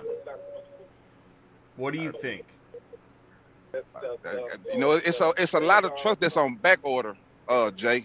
So a lot of these trucks that they're getting pushed out are actually already sold. Like majority of the vehicles that I deliver, they calling the new customers right there and say, "Hey, your truck is here." Right, it's here. So, but why is there a railhead packed with gas trucks just sitting there? What are they doing?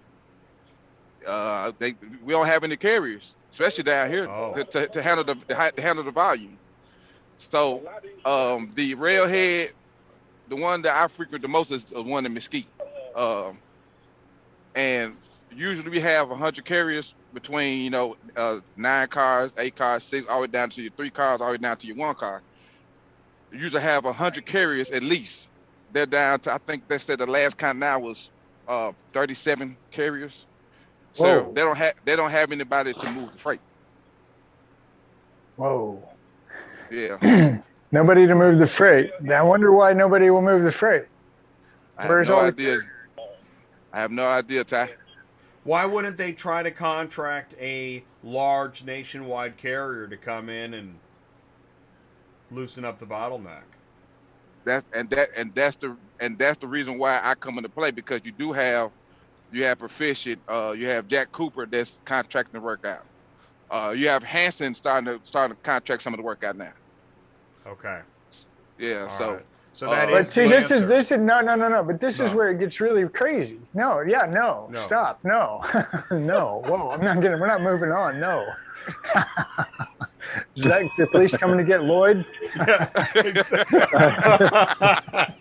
Lloyd, coming to I told take you me to call away. me. Haha. It's either the Progressive Police, the Hellcat Police, the Copart Police. Who hit my truck in the parking lot, police? But it ain't good. Hey, Get out of my Terone, transport parking the new vehicles that you're moving, is that through a particular broker, like an RPM or somebody like that that's moving the Teslas? Because I know they move a lot out of Michigan and Indiana like that. Oh, well, now down here, majority of the Teslas is going through Jack Cooper. RPM is moving okay. majority. Yeah, RPM is moving majority of the Ford and the Dodge and Chrysler freight down here. And Proficient is moving majority of the Chevrolet and Ford down here. So. So let me ask you this real quick. Sorry, go ahead. Hanson, what? Go ahead. I would say Hanson is moving a majority of the Nissan, because they didn't implement a Nissan until this rail yard down here in Mesquite. Nissan wasn't there first, but now you have Nissan there, and you have Kia over there. So. Okay, so I'm going to try to break this apart, because I can't let Jay off the hook on this. Bring in the big boys and have them move it. Why? Okay. Do you know how many trucks Jack Cooper has? A lot. Do you know how many Hanson has? A lot. What about United Road? A lot. I mean, not just a few, a lot, like in the thousands. Right. So these guys, this is where I get chapped pretty quick, right? You're going to go bid this stuff, and you're not going to move it. That's what's happening. So why are you getting to bid on it if you're just nothing but a broker? I mean, oh no, we move some. I mean, we're asset broker. Okay, well, fine. But still, why are you getting the contract? Why? This is what really just baffles me. I don't understand. I get really sideways about it if you can't tell, because watch what happens. Sorry, we can't have it. We'll just start brokering it out. How's the rates, Terone? They're pretty good. Most of the trucks you're getting at from $1.80 to $2 a mile, going a pretty good distance. So you're making pretty good money off of it. Now, here goes the kicker. The reason why a lot of the carriers are kind of moving away, especially from Proficient, is because of their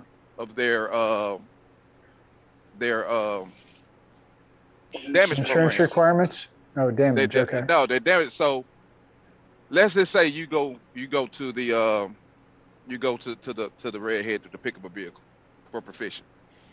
You know, you got to go through the Magnus app. You know, you got to take all your pictures, right? Make sure the car ain't moved. You know, if you frequent Redheads, you know if a car been moving. Now you can tell if that car been moved because they're parking a certain way. Right. So you go there, you take pictures, right? You take pictures and you don't have any damage on that vehicle. No damage, no keys missing. Cool. Where you get that vehicle and you get it moved, and the customer let's say Lincoln, they say, well, hey man, I don't see an antenna here. Right? I don't see an antenna here. I like, well, I didn't know the vehicle had an antenna when it has a satellite little thing on top of the car, so I'm not looking for an antenna, right? Because it had the little satellite pod up top where, you know, you put it for the you know, the Sirius or whatever. Where they charge you for it. They charge you for it, right? They charge for it. So let's go a little deeper with that. Let's say you get the redhead and you pick up a vehicle. They want you to pick a vehicle up where it been beat the crap up in the rail car. Tried the front, beat all up, and you document all of your damages. Document it. You get it signed off on the yard. No, they let you leave with it. Oh, they they let you with it. You call it. You call the inspector. Inspector comes, signs off on it, on the yard release. Bam, you take it. You tell the customer. They like, maybe waiting on the truck. I said, well, you can wait a little longer because this truck is beat the crap. So I brought it out. Here you go. You let them know, and they submit a claim to GM or Ford or whoever, and Proficient still tries to charge you for those damages that you documented, saying, well, pictures is not enough. It has to be signed off on. Okay, well, I got it signed off on. Well, do you have a copy of it? No, I don't have a copy of it because I left it at the guard shack for them to scan the vehicle out. So now you have a lot of carriers saying, you know what, I'm not going to deal with that crap. You know what I'm saying? I'm not going to deal with that. I'm out of here. I'm not going to move your vehicles anymore because now you hit my pockets every time it's a niche that I catch. Now, if it's something I don't catch, cool. But at the end of the day, I still think in my mind, if I take pictures and the picture shows that there's a damage, why are you trying to charge me for it? Yeah. You know, that's right. You know, I didn't use Proficient, but this is the same thing that the reason that after the second time I hauled a new car that I never hauled a new car again, because it's like it's a circus. So if Proficient, so here we go again. This is where I get really, it just makes my eyes go cross. What? Proficient has a contract. Jack Cooper has a contract. Even Midwestern has contracts. Hanson has. United Road has. All these big guys have all these contracts. They're out here shafting the little guy or the owner-operator, big guy, owner-operator, period. I got a 3-car to a 9-car. I'm an owner-operator. I'll haul your stuff for you. It's on the load board. It pays decent. Oh, yeah, well, there's damage, and it's going to cost you $2,000. What? No, I got it. Here's the pictures. Here's the paperwork. Too bad. You got to pay me $2,000. Okay, fine. I'll give you $2,000. Good luck getting your cars moved. And this is what I think these guys, I really have a hard time thinking that they don't understand this. And this is where I think ATI is making huge progress, is because the word's getting out slowly, really slow. Like, okay, first of all, if you're going to get in, be careful. And here are the things to watch out for. So if you're in and you're part of this community, okay, this conversation right here will go somewhere. I promise. There are people watching. There are people listening. And I know Randy Beggs at Proficient. I see him at AHA. We get along, high five. I even told him at the AHA conference, I said, hey, Randy, I bet you're going to end up being the new chairman of the board guy or whatever. He says, AHA. Turns out he's the new chairman of the board, AHA. So, I mean, on an individual level, I know, what's the one guy that's the runner there, Jay? He's always posting on LinkedIn. Jim Muller. Jim Muller. Yeah, he's really active on LinkedIn. He's a Proficient guy. He goes Brad, to the trade shows. I mean, I see these guys at the trade shows and we all get along, but then you get down into the weeds and what are we dealing with? Well, and that's where, like what Terone was just saying, I want to keep hearing that stuff, Terone. And if you've, like Kandy was just saying in the live chat, make sure you take photos of documents before you hand them over. And, you know, that might be Captain Obvious. You're like, yeah, I've already done that 5 times, Jay. But the thing is that we got to keep hearing what are the issues and, you know, where are you running into snags. I'm glad you brought that up. Yeah. I mean, along the same lines. Go ahead. Jay and Ty got an email from Hanson Adkins that, and it was a blanket email that they were reducing the pay by 1.5% to their third-party carriers because of problems that they have been having at their terminals.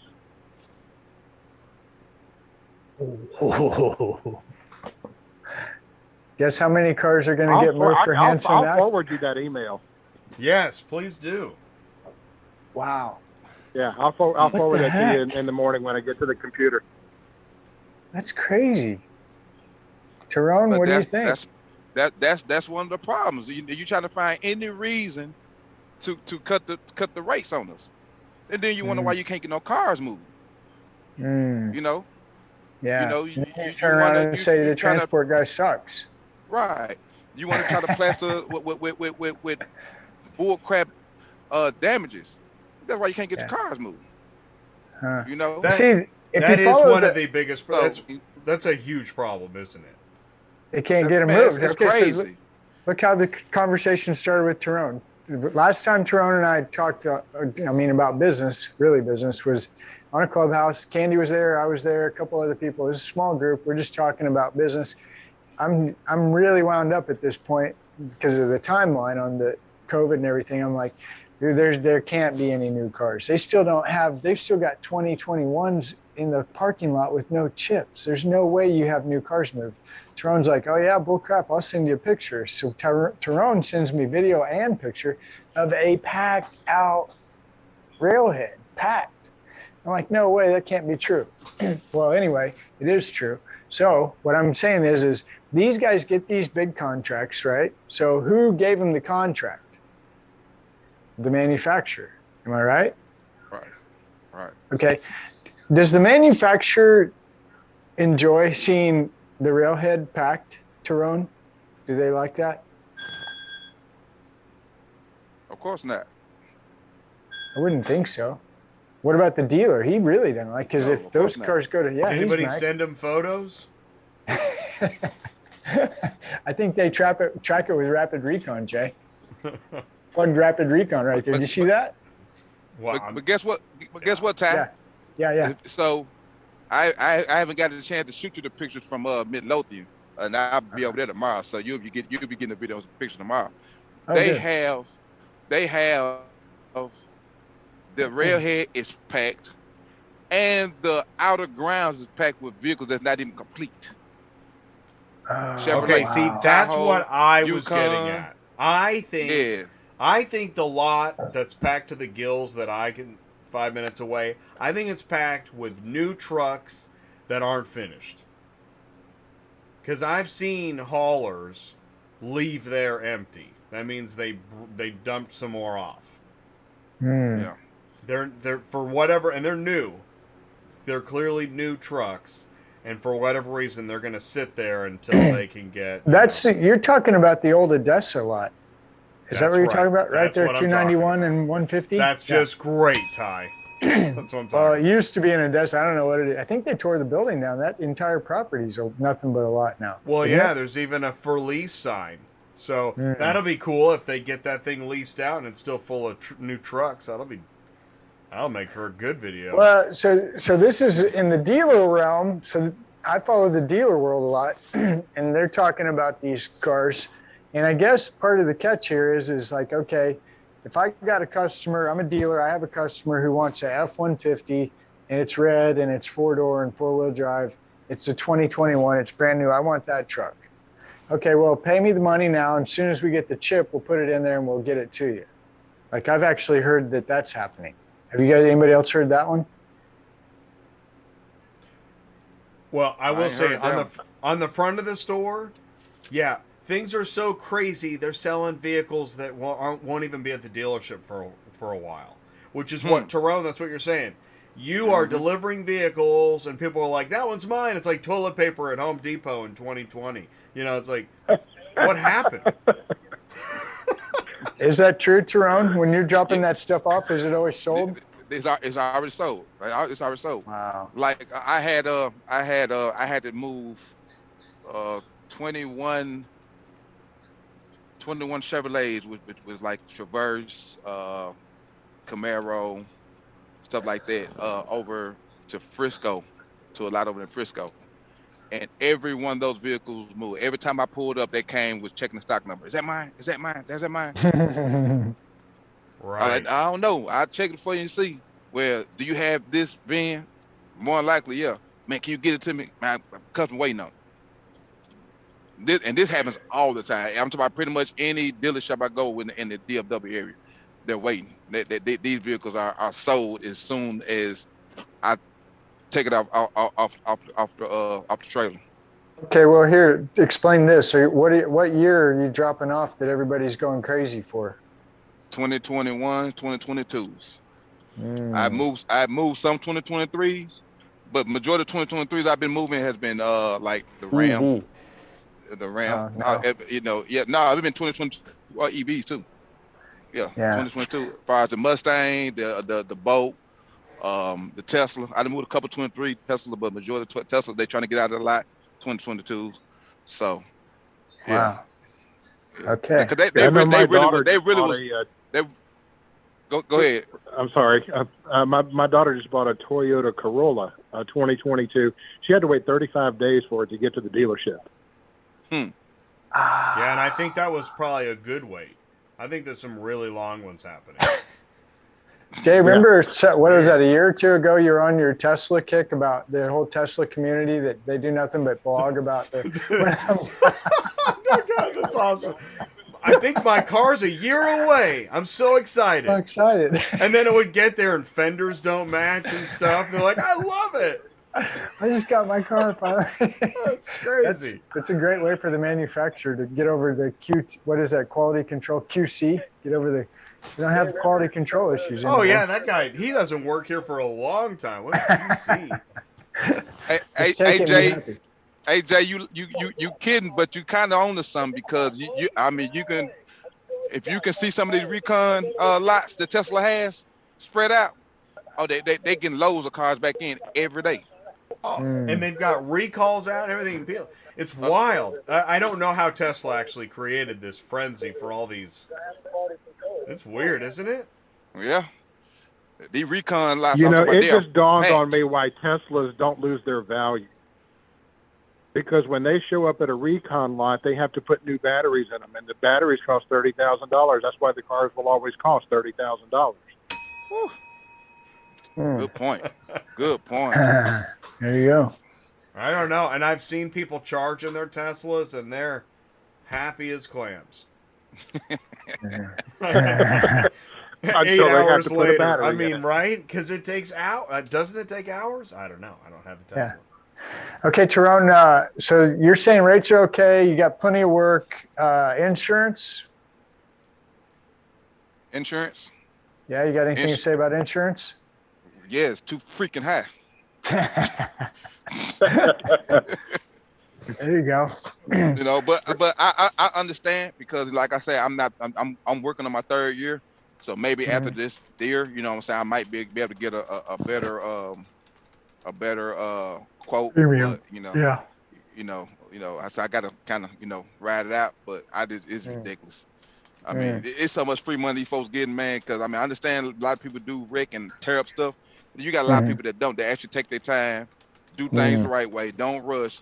And these folks is paying thousands or hundreds of $1,000s to these insurance companies and ain't getting nothing for it. So. Yeah, bad. Okay, so there was one other thing. Rates, okay. Insurance, terrible. Do you use the load boards ever? Oh, good one. Not no more. Not anymore. Okay, I got direct customers, and then like I said, I'm moving a lot of these OEM cars. So I get on there, I surf them because I don't have anything else to do. Like load boards, my Facebook, pretty much, just to look at the rates and look at the people to see why they're taking these crazy. You know what? I don't want to talk about that time. I get mad. No, go ahead. This is unfiltered. You can even great. Words. Go. That is great. That's why I called you. So even with the headaches of new, that's still better. Man, it's ridiculous, man. It's ridiculous, man. I mean, and it's like, I don't know, people this got to have vehicles just to put on their trailer just so they can, ride on the road with someone on their trailer. I don't know what they doing. And I take into consideration that, okay, everybody don't have the same overhead. I understand that.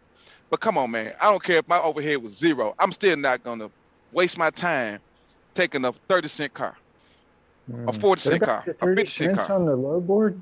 Wow. Oh, man.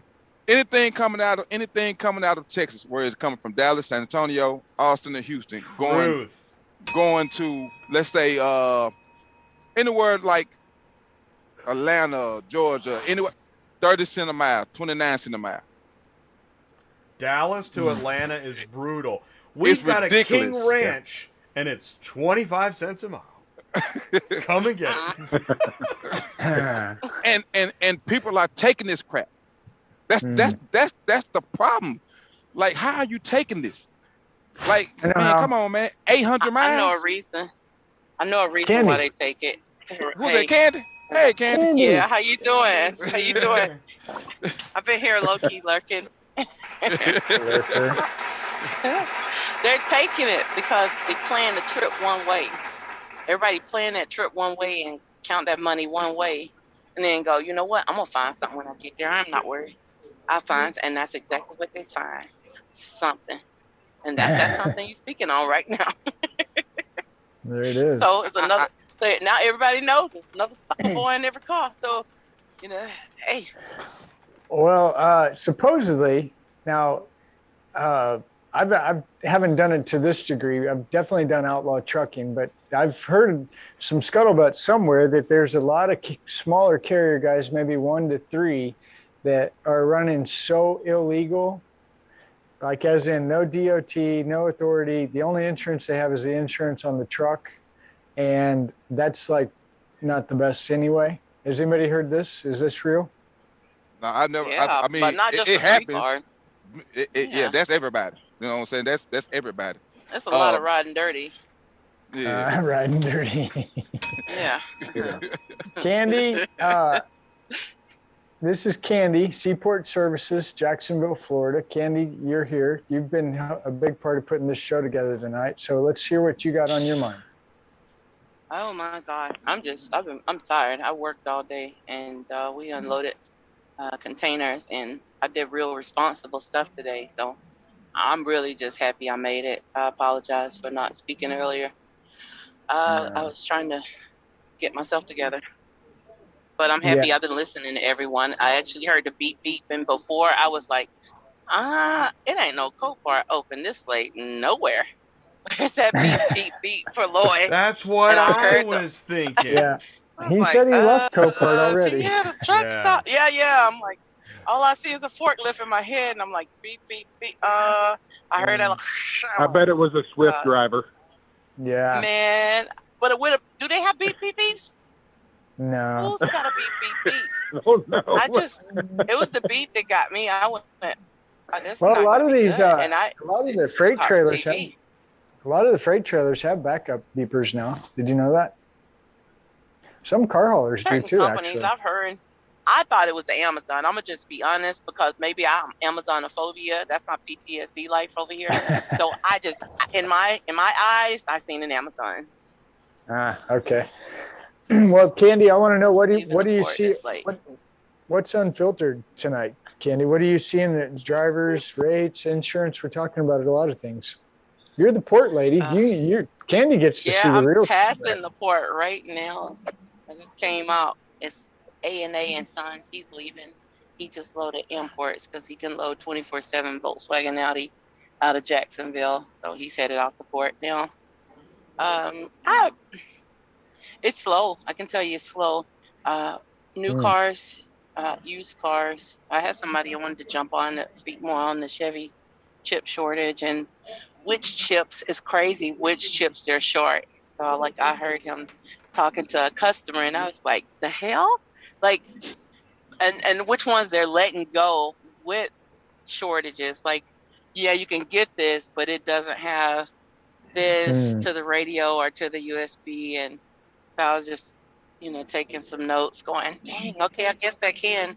Because if you give out the cars, even with a small chip, if you're giving them all out, how many calls, this is where my PTSD lives, how many calls and emails you're going to get about that the USB fuse chip doohickey thing that's missing from each one of them? I heard that the air conditioner in the seat, they got rid of that feature from, so some of those things you don't have to have, they're getting rid of. But somewhere down the line someone's going to say, my seat ain't cold enough. I can't believe I paid $39,000 for this hot seat. No, I remember now. It came from Friday when I was with Chris at Oaks Kia. Before the show, this is what he told me. He said, you come in and say, I want this car. They said, well, we have to order it. We don't have it. And they're like, okay, well, I want it. Okay, well, what do you want in it? Well, I want the leather seats. I want the this and I want that and this and that. And they're like, okay, they're plugging it in. As they're plugging it in, what do you got there, Kandy? I'm trying to look at this on his trailer. Go back. He's posting up for tonight. He's got a military vehicle on there. I like Humvees. Let me see if I can squeeze beside him. It's a Sun Country 5 car. I can see that, red. This is a nice trailer. In this, let me see. You know, how Hey, every truck Vance, driver knows. Hit your mute button. We can't see That's Kandy's. here. Let me see if I can get around there. Muted Terone. Let me go talk to him, see if he's talking. Yeah, bring the camera. Look I'm at trying this. to look at his trailer. Hold on. Here's a time moment right here. Kandy, you're doing it. You're doing so good. Hey, buddy. You say, Hi, hey, buddy. how are you? Hey, buddy. I'm Kandy with Seaport Service. Can I look at your trailer for a minute? We're on Auto Transport Intel live on YouTube. They can't see you, but I just wanted to look at your load. You going into port tomorrow? Oh, okay. You just rolling, heading through here? Oh, okay. Okay, I like your trailer. Oh, yeah, he just left the port loading. Oh, yeah. Yeah, Hey, they won't Lloyd's bother you. Don't even ask. I promise I know them well. Huh? Yeah, they're good. This is a good spot. What time are you pulling out?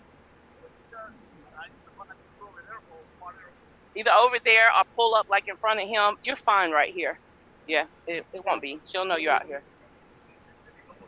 Yeah, ask for Sheila. She's the good one. Truck parking. What a great topic. Okay. Yeah. So A&A.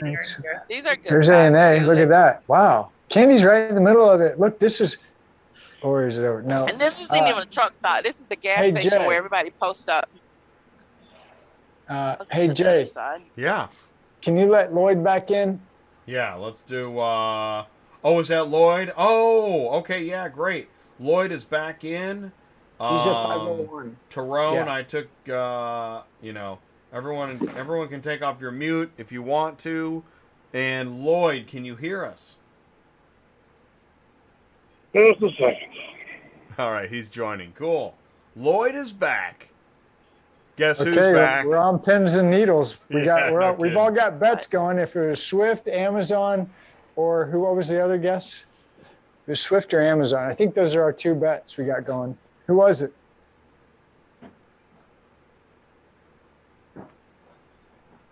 He's getting situated. But truck parking, my understanding is that is an issue. I don't think anyone's raised that tonight. But I like this this OEM stuff we're talking about. I mean, that's a huge topic that doesn't really Nobody get talks talked about much. No, exactly. You know why? It's like All the right, ACV. Hey, Lloyd. Lloyd. Did you hear what I said, Lloyd? Yeah, I heard you. Everybody's got bets with Swift or whoever, but no, none of the above. It was small company Maybach, M-A-Y-B-A-C-H, kind of like the Mercedes. But no insurance. Oh, no. How much damage to your truck? Got the side of the sleeper, the fairing, the fuel tank. But believe it or not, it was not your typical kind of crash. I'm parked on the end of the road. He was going forward, making a left-hand turn and sideswiped me. Oh, man. That's Got terrible. me with the right front corner of the trailer going forward and that. But So with the no cash, with the no, go ahead. I know, just trade information and call the police. Police said just trade information. They're not coming out. And I told them, I said, well, his insurance is expired 17th of last month. And they said, well, just let told me to let my insurance company take care of it and worry about it. I'm like, gee, thanks. My gosh. I don't. We were So just talking. It's probably what? Probably about $8,000 in damage, and plus a new fuel tank. Oh man. And the insurance gonna say it's your fault. Oh yeah, because I had a claim, it was on it. My premiums will go up even more. But I got two witnesses, two other drivers are sitting in their truck, saw us. I got their name and number and everything, But hey, if you have no insurance, it's like trying to get blood out of a turnip, right? Yep, absolutely. Good luck with that. You'll waste more time and money trying to get an attorney just to get Nothing. file. That's what this whole dialogue is about. Excuse me. I think that guy must be hauling a lot off the load board. Well, that's why one of the other drivers said, how's he getting loads with no insurance? And I said, damned if I know. What did you But they say? do. What's it called? My Box? A local company called My Box? M-A-Y-B-A-C-H. BACH. My Box. Out of My Box. Chicago. What was it? A car hauler? You said? No, it was just a dry van. Oh, drive-in. Okay. He turned left and his trailer cut your truck. Yep. Sheesh, that's a bummer. Yeah, welcome to car hauling. Carriers Unfiltered. Lloyd's taking a lot better than I would. That's for dang sure. Good job, Lloyd. I got to give you a round of applause. Well, it could have been worse. That's how I'm looking at it. It could have been worse. So. Well, I went up to Safer Sys, and there's a Maybach out of Alsip, Illinois. Alsip, yeah, Chicago, yeah. And I mean, he's got operating authority. What's his score? No insurance. What a joke. I don't believe that. Maybach out of Illinois, they got insurance. That's a big carrier. Well, he called it. He was trying to get a hold of the safety department to send a up-to-date certificate, and they couldn't produce one. They've made it. They might be self-insured. That's a pretty big carrier. Might turn out okay. M-A-Y-B-A-C-H, I think. Yeah, I mean, this Maybach out of Alsip, Illinois, has over 300 drivers. So yeah, that's them. I'm like, it's like gray maroon. Yeah. Right. So they might be self-insured. Maybe that's part of like when they do onboarding. When asked if you have insurance, no, I gotta go. That's not mine. Checking strapping up, ready to go. Either way, I mean, it sucks, but hopefully there's some good feedback here. Maybe it's hey, watch Kandy's showing us live car hauling in the fuel island. Look at it. Show us again, Kandy. Live from the fuel island. Yeah. That's it. They're tired. They've been live from the fuel island. That's awesome, man. Look at all those car haulers. Jay, we're back on you now. One little non-truck stop, yeah. Well, I'm showing all of us because all right. So nobody talk and just Kandy, take it away. Oh, okay. What do I see? This A&A and Son. He's about to call in too after they finish fueling up. They loaded up. Got Chevy trucks. They just left the port loading up. This guy, he wanted to talk to, and I couldn't give him the doggone number. He's got some real questions too. Go ask. Go put the camera in his face. Okay, I'll go put the camera in his face. Do the hey, buddy. Before he goes to sleep. He did good. He checked to make sure, and I told him, I was like, don't worry. He's like, no, I know this girl. I just want to make sure I'm good. Hold on, here he is. Hey, you got a second? Oh, he eating his lunch. We're on Auto Transport Intel. It's our YouTube channel, specifically about car haulers, the car industry. So if you want to tell your company where you run, and I'm looking at your load, you got some nice stuff back here. Wanted to see where you're going, or you don't have to tell specifics, but what kind of cargo are you hauling now? These POVs, dealers, or what type of cars? Can you hear? Oh, you got them off the load board?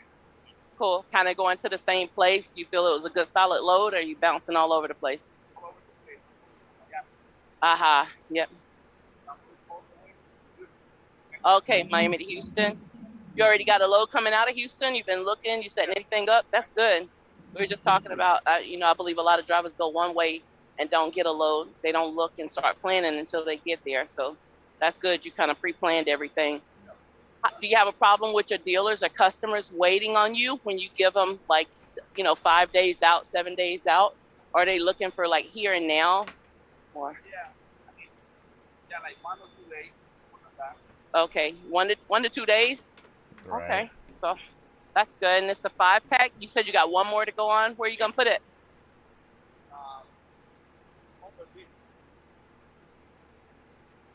Where? On the front? Okay.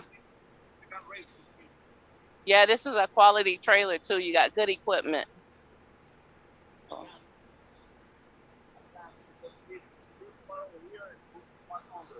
Okay. What are you gonna have to move to load it? You don't have to take anything off to load it? Yeah. Gotta take everything off. Oh, no runner. Okay. Uh-huh. That front spot comes up, right? Yeah, he said your front spot comes up. Yeah, that's what he said. Yeah. I don't know if you can hear him. Is on my That's mic? cool. I got on. Yeah, But- where you loading that one out of Jacksonville? Okay, I hope you're not coming to get it from me. Like one of the local yards. Copart. I don't want to Okay, see you cool. tomorrow, she said. Okay, well, you said your NSR Transport. You out of Cool. Miami, Florida. You're All on right. Miami to Houston, Texas. NSR Transport. Okay. Taking the Yes. time to Well, join say us hi. on Carriers Have a Unfiltered. good one. It's awesome. Thank you. Okay. Great. I'll send you the link. Bye-bye. Okay, cool. Well, and I'll tell you what. So here's a problem, is that planning. When you're booking off the load board, most brokers that you talk to want you to pick it up today, maybe tomorrow. You can't plan ahead 2 to 3 days. You can't. If it's Wednesday, you can't book for pickup on Monday, and it makes planning very hard. So it's one of the That's other why they things. start lying. Well, everybody starts lying, but allegedly. Yeah. But I mean, you know, that's the thing is, Allegedly. I mean, you have to be good at just jumping into the abyss on a regular basis.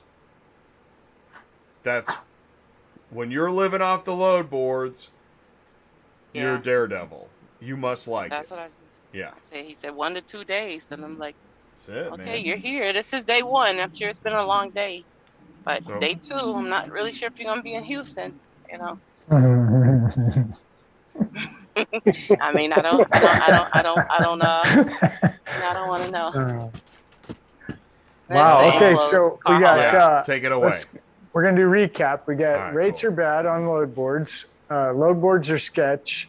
Insurance is a train wreck. OEMs definitely have a problem. And parking. Bad parking's a problem because stuff gets hit. Yeah, I mean, not only do you have to, right, you have to fight with where you're going to park, but then, Time. The time is the problem too, because that's Right. where you end up having to be at the stupid parking lot. well, and we had somebody said in earlier, I think it was Eddie. Fast Eddie was like, I'm trying to find parking. Hang on. You know, Wow. the struggle is real. Thanks, FMSCA. We really love you. For real. Oh Straight yeah, up. I'm loving Straight that up. Federal ELD. Motor Well, Carrier. that's why we have ELD Punch. Boy, that's it. Yeah. We need that on a T-shirt. ELD Punch. Yeah. Yeah. We need the ELD punch. like But go ahead, Candy. I would like a little bit spilling out the glass. You know, The cups. Whoop. the cup has spilled over, Yeah. runneth over. Terone, do you run into ELD time problems? Did we lose Terone? You might be on mute, I'm gonna check. Terone. Yeah, I'm here. I'm sorry about that. Now because I like once I get down here to Texas, I'm not going no more than 150 miles out. So and then I don't run like even when if I'm running back like home or something, I end up at 6 hours. So I don't run into no ELD problems. So one way around ELD problems is don't go too far. Don't go too far, and I don't have a problem parking. Like down here, I always park in the same place. It's kind of far off, but I don't have to worry about trying to find a parking spot. It's a little hotel. It's not a little hotel. It's a DoubleTree. Got a big old parking lot. I've been parking there for like 2 years, so I have no problems. I go there, I park, I change my oil, I change my filter, I do all my maintenance, everything right there in the parking lot. They have no problem.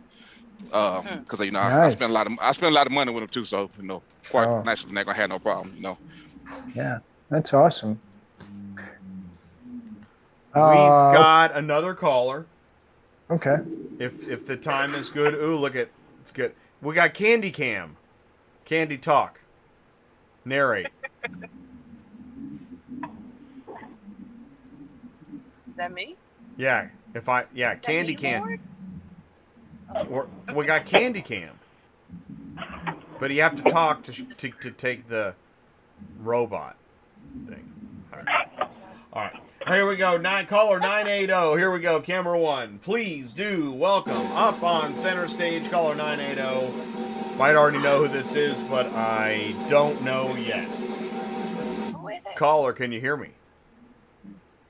You're live. Yes, sir. I can hear you. Good evening, everybody.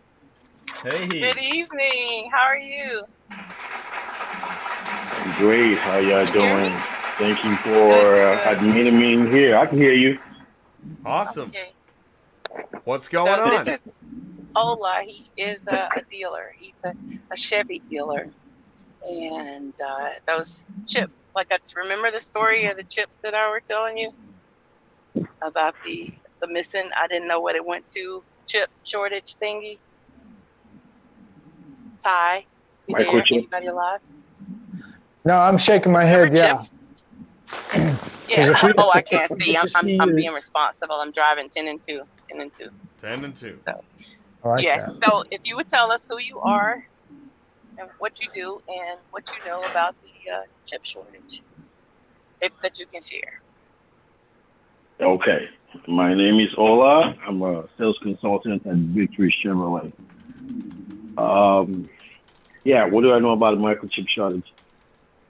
We've all brands, not just Chevrolet, all brands. I think everyone, if not everyone, a lot of people know about the shortage, but not the intricate details of it.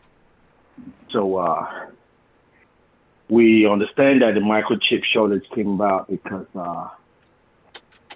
the particular material, or should I say the minerals, the mineral rights was sold to China. We don't know how far this is true, but this is the news that we have. And there's been a shortage in the industry, and that means that the vehicles are not being produced because of the shortage. This has been happening for probably about 2 years now. So that was why we had the shortage on the new vehicles at first, which at the end of the day put a toll on the used cars. You know, the law of demand and supply. Because of the shortage of new vehicles, more customers, new car buyers, ended up turning to used vehicles, which also after a while put the same problem on which caused on used vehicles, which caused shortage of used cars as well. So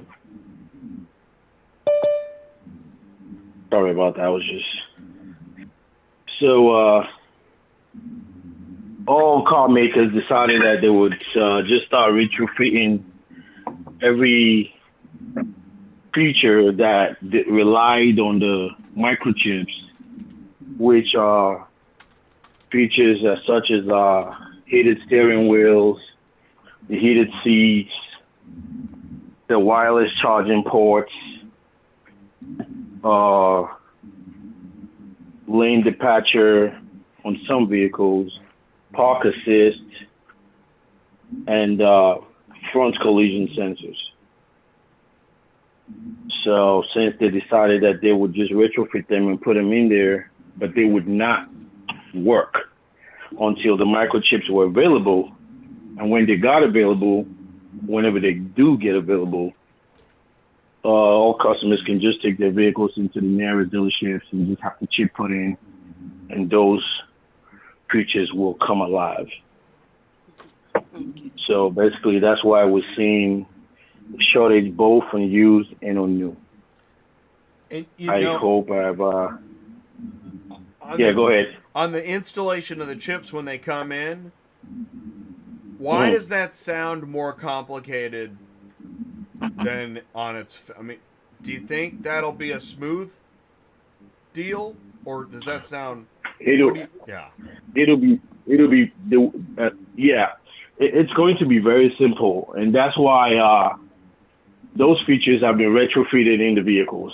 So all you do is just drive to the, say for instance, you bought a Chevy Equinox, and those features were not working. And say something Friday morning, we hear the news that everyone can bring their vehicles to the nearest dealerships and get this done. All you do is just drive in, you know, you hand your keys to the technician or whoever it is, and it's just going to be about a 10-minute programming. It's not gonna take forever. That's cool. They just, it's like plugging an ODB2 scanner into a vehicle, and it just does the work, and everything comes alive. Okay. Yeah. I hope have that's like an true. express checkout lane for it. Time. Exactly right. Wait a minute. Checkout lane. So as an express checkout lane, I can see all that going wrong. Well, as Ola's telling the story, I keep thinking about my iPhone that keeps reminding me on my settings that I'm due for an update, right? And so what I think I'm hearing you say, the chip's already in there? Is that what you're saying? The functionality chips are not will in be there. built. The chip's not there, right? The chip's not there. Thank you. The functionality is in there, but the chips are not there. Okay. All right. So but you're right. iPhone, sure, all day, whatever you need. Car, Well, no, I was just thinking we're going to get to the point where I think Tesla already does this, but they literally download updates to your car, like your phone. Oh, did you know that? Yep. Yeah. Right. And I agree with you on saying when you mentioned Tesla, I've overheard one of my GM reps who came in say, by that time, there are going to be other alternatives instead of having the whole world, the whole country rushing to the dealerships. We might have a situation of maybe using your OnStar or something. They'll figure out a way. Maybe you can just go online. If you can do it on your own, plug in the USB cord, something like that, instead of having everyone run to the dealerships. Because it's going to be crazy if that kind of thing happens. Well, if Elon Musk, let's get political here, if Elon Musk can hang out with Xi Jinping a lot, I know they've already got a gigafactory in Shanghai. This could become so political that if you're in good standing with China, I mean, I don't want to get our country canceled by, allegations of chips on ATI. It's never going to happen. But, I mean, why, who's got the minerals? Are we back to the Stone Age on, well, we've got the minerals, you don't? What kind of minerals? Well, Salt or precious materials. Why do you think catalytic converters are being stolen all the time? Oh, the platinum. All right. Good question. It's the precious materials. In fact, the catalytic converter on a Hellcat, those things are gone. Yeah.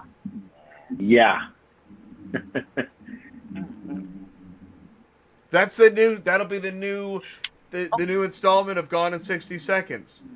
Hellcat catalytic converter. Converter edition. There all night. So this is my question for 3 years. Yeah. So we've been 21, 22, 23. We are approaching, the end of the year again. I know July, March madness. March wasn't really bad. It was just kind of somber. The July. How long can this go on before, with all the cars sitting up, before someone says, okay, it's just time to let them loose as is? Is it like a BOGO discount code or something for missing these chips? I mean, they'll start, they'll run, they'll drive. You just got features that you can't ever use. When do you release those? What are we waiting on? I mean, is it just a true belief that everything's going to come together? I'm gonna jump in. The forecasting on when chips will be back to normal supply wise is like 2025. That's the latest that I've heard. Yeah, we're going to be in this chip thing for a long time. Oh yeah, definitely. As a matter of fact, yeah. Okay. Yeah, sorry to buddy. I was about to say we've had a series of meetings with GM reps, and they don't tell us the whole story, but what they tell us is, look, we should start really getting used to this because they don't want to put a time on it, and at the same time, they try and tell us, listen, guys, just tell your customers, don't worry, they're gonna get it when they get it. So you're about right with that. And by the way, here's really bad news. Remember that Ukraine and who's the guy that doesn't like Ukraine? Yeah. Russia. Oh yeah, Russia. Thank you. I hear that some of the precious metals that we need happen to be over there. That's just great. Yeah, Ukraine has got a whole bunch of platinum, you know, which is I think the most important what I say material that's Who's got inside. titanium? Yeah. So we've got titanium too. Yeah, sorry to cut you off, but we've got Ola who works at a Chevy dealer, Victory Chevy. This guy sells cars. Is that right, Ola? Yes, sir. We've got a dealer calling in on the unfiltered carrier. This is beautiful because this shows the reach of this community, right? And Ola, in my opinion, is a smart guy for watching this and listening to us because Ola, I don't know if you've been paying attention, but you may not even get your cars not because of a chip shortage, because of a carrier shortage. Because of carrier, that's right. Right, that's right. Chip shortage. The chip isn't going to be the problem. It's going to be the carrier shortage. Right. So what really though? What I like to look at it from a sales point, right? So I think Ola, I know a little bit about Ola, not a lot, but I think he has some morals and integrity. And I think when somebody comes in and tells you, just tell the customer you'll get it when you get it, how does that work? Honestly, I hope, I'm sure none of my bosses can hear me right now, but I don't tell customers they'll get it when they get it. Yeah, what I tell them is, I try to make a reason of whatever I hear people say. I don't just tell exactly what you tell me. You know, I'll let them understand, look, we have a problem here. And please don't call me every other week asking me about your chip. But because they're weird. Right. Well, that's why, hey, really, truth, Tim Bart's over with the Long Maverick channel. What's he? I mean, whoa. That's got to be hard. That's got to be hard. I ran into Tim at the NI80. Hey, Tim, how's it going with all your Mavericks video and your guy? EVs and how awesome and how everybody's buying an EV from you? How's that going? Oh my gosh, I can't get them delivered. When we had him on the show, that was the first thing I said. You're going to have a big problem. What's that? You're not going to be able to get these things delivered. Your phone is going to explode to the point where you're just like, can I leave now? I mean, it's that bad. I mean, do you see that, Ola? When people give you money for something that they want and it's not here, how does that go, Ola? Sales guy at the dealership. Honestly, it's, you know, no matter what, customers do not want to hear whatever you have to say. You know, they pay for it, they want it. It doesn't matter. That's how I started the monologue. The customers. And that's why I said earlier, you know, I would just say, listen, guys, please don't call me every week because they want it. They don't care whether you have to, you know, whether you have to pull it out of a hat, fly it in, whatever you want to do to it, just get it because we paid for it and we want it. It's all about just making sense with them and just don't just sugarcoat it. You know, tell them how it is, and you know, it's always better when you don't lie to them. When you do, they might just show up when you have an appointment. Hey, I just wanted to stop by and check if you had my microchip. Customers will do it. Okay, so the question I have for you, Ola, is what's the longest any customer of yours has had to wait for their car? To wait for their car to come in, about 2 months. Oh, that's not 8 too weeks. bad. 8 to 10 weeks, pretty much. Yeah, that's not too bad. Once you get into 90 days, that's long, right? I don't know, but I mean, for go ahead, Ola. For a customer who really needs, thank you. For a customer who really needs, say, for instance, a 2500 truck, he needs it for business. He has no choice but to wait. He will wait. But for customers who are looking for either a sedan or SUV, they might just decide, look, man, I don't want to wait that long. I just had a total loss on the one I had before. I need a car to go to work and do normal stuff. They jump into used. But that's not saying that's always the case, but at least let's say 50-50. So at your dealership, Victory Chevrolet, where, Atlanta, somewhere? Let's just call it Georgia. How's that? Victory in Charlotte. Atlanta. Charlotte? Okay. Okay, in Atlanta. How many new and how many used you got on a consistent? Say last month, how many new and used? Sales. Let's do sales. Give a ballpark. Sales. Well, ballpark, I'd say 40 new and 150 used. That's pretty good. I mean, I don't know if that's good or not, but the used side sounds really good. The used side sounds. Sorry, I was going to say the used side sounds good because now there's more demand for used vehicles because of that. Because of the problem going on the new side. And then whenever you drive to most dealerships, I'm sure you guys would drive past some dealerships, look on the new side and look on the used side and see, how scanty the parking lot looks. The lot is always very scanty everywhere you go. As a matter of fact, where I live, where I work, in my neighborhood, we somehow have more cars than most dealerships. Some dealerships don't even have one new car on their lot. Right, but the one that I've noticed that really sticks out, that really is perplexing, is the Dodge Chrysler Jeep. Those, for some reason in the Midwest, those guys, or at least in Missouri, even the one here in Joplin, that lot is full of Dodge Rams and Jeeps. Where'd they come from? I wonder if they're shipping them without the chip. Maybe that's the ticket. I don't know. Something weird, but I have noticed. Have you noticed that where you live? Well, most brands are shipping now without chips because they're just tired of waiting and waiting. We used to be on that same in that same situation where we were all waiting on chips. But I think GM found out that, look, we can build these cars, retrofit these features in here, and send them off without the chip, and and just pick it up from there whenever chips get available. I think all brands are starting to do that now because they got tired of waiting.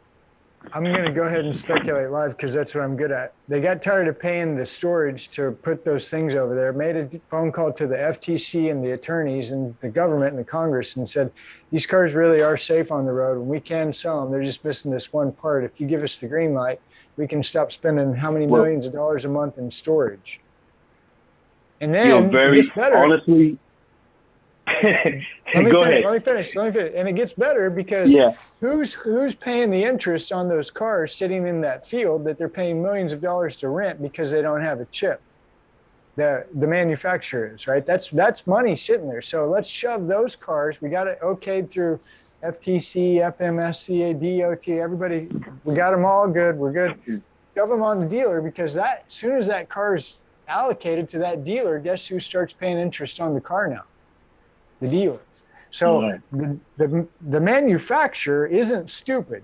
Maybe they're not smart when it comes to sales and retail, but they're not stupid when it comes to the manufacturing and costs and expense of doing business. So nobody's told me this. I'm just speculating live because I'm good at it. But I think go ahead and start shipping them. That's what I just heard Ola say, who works at a Chevy store.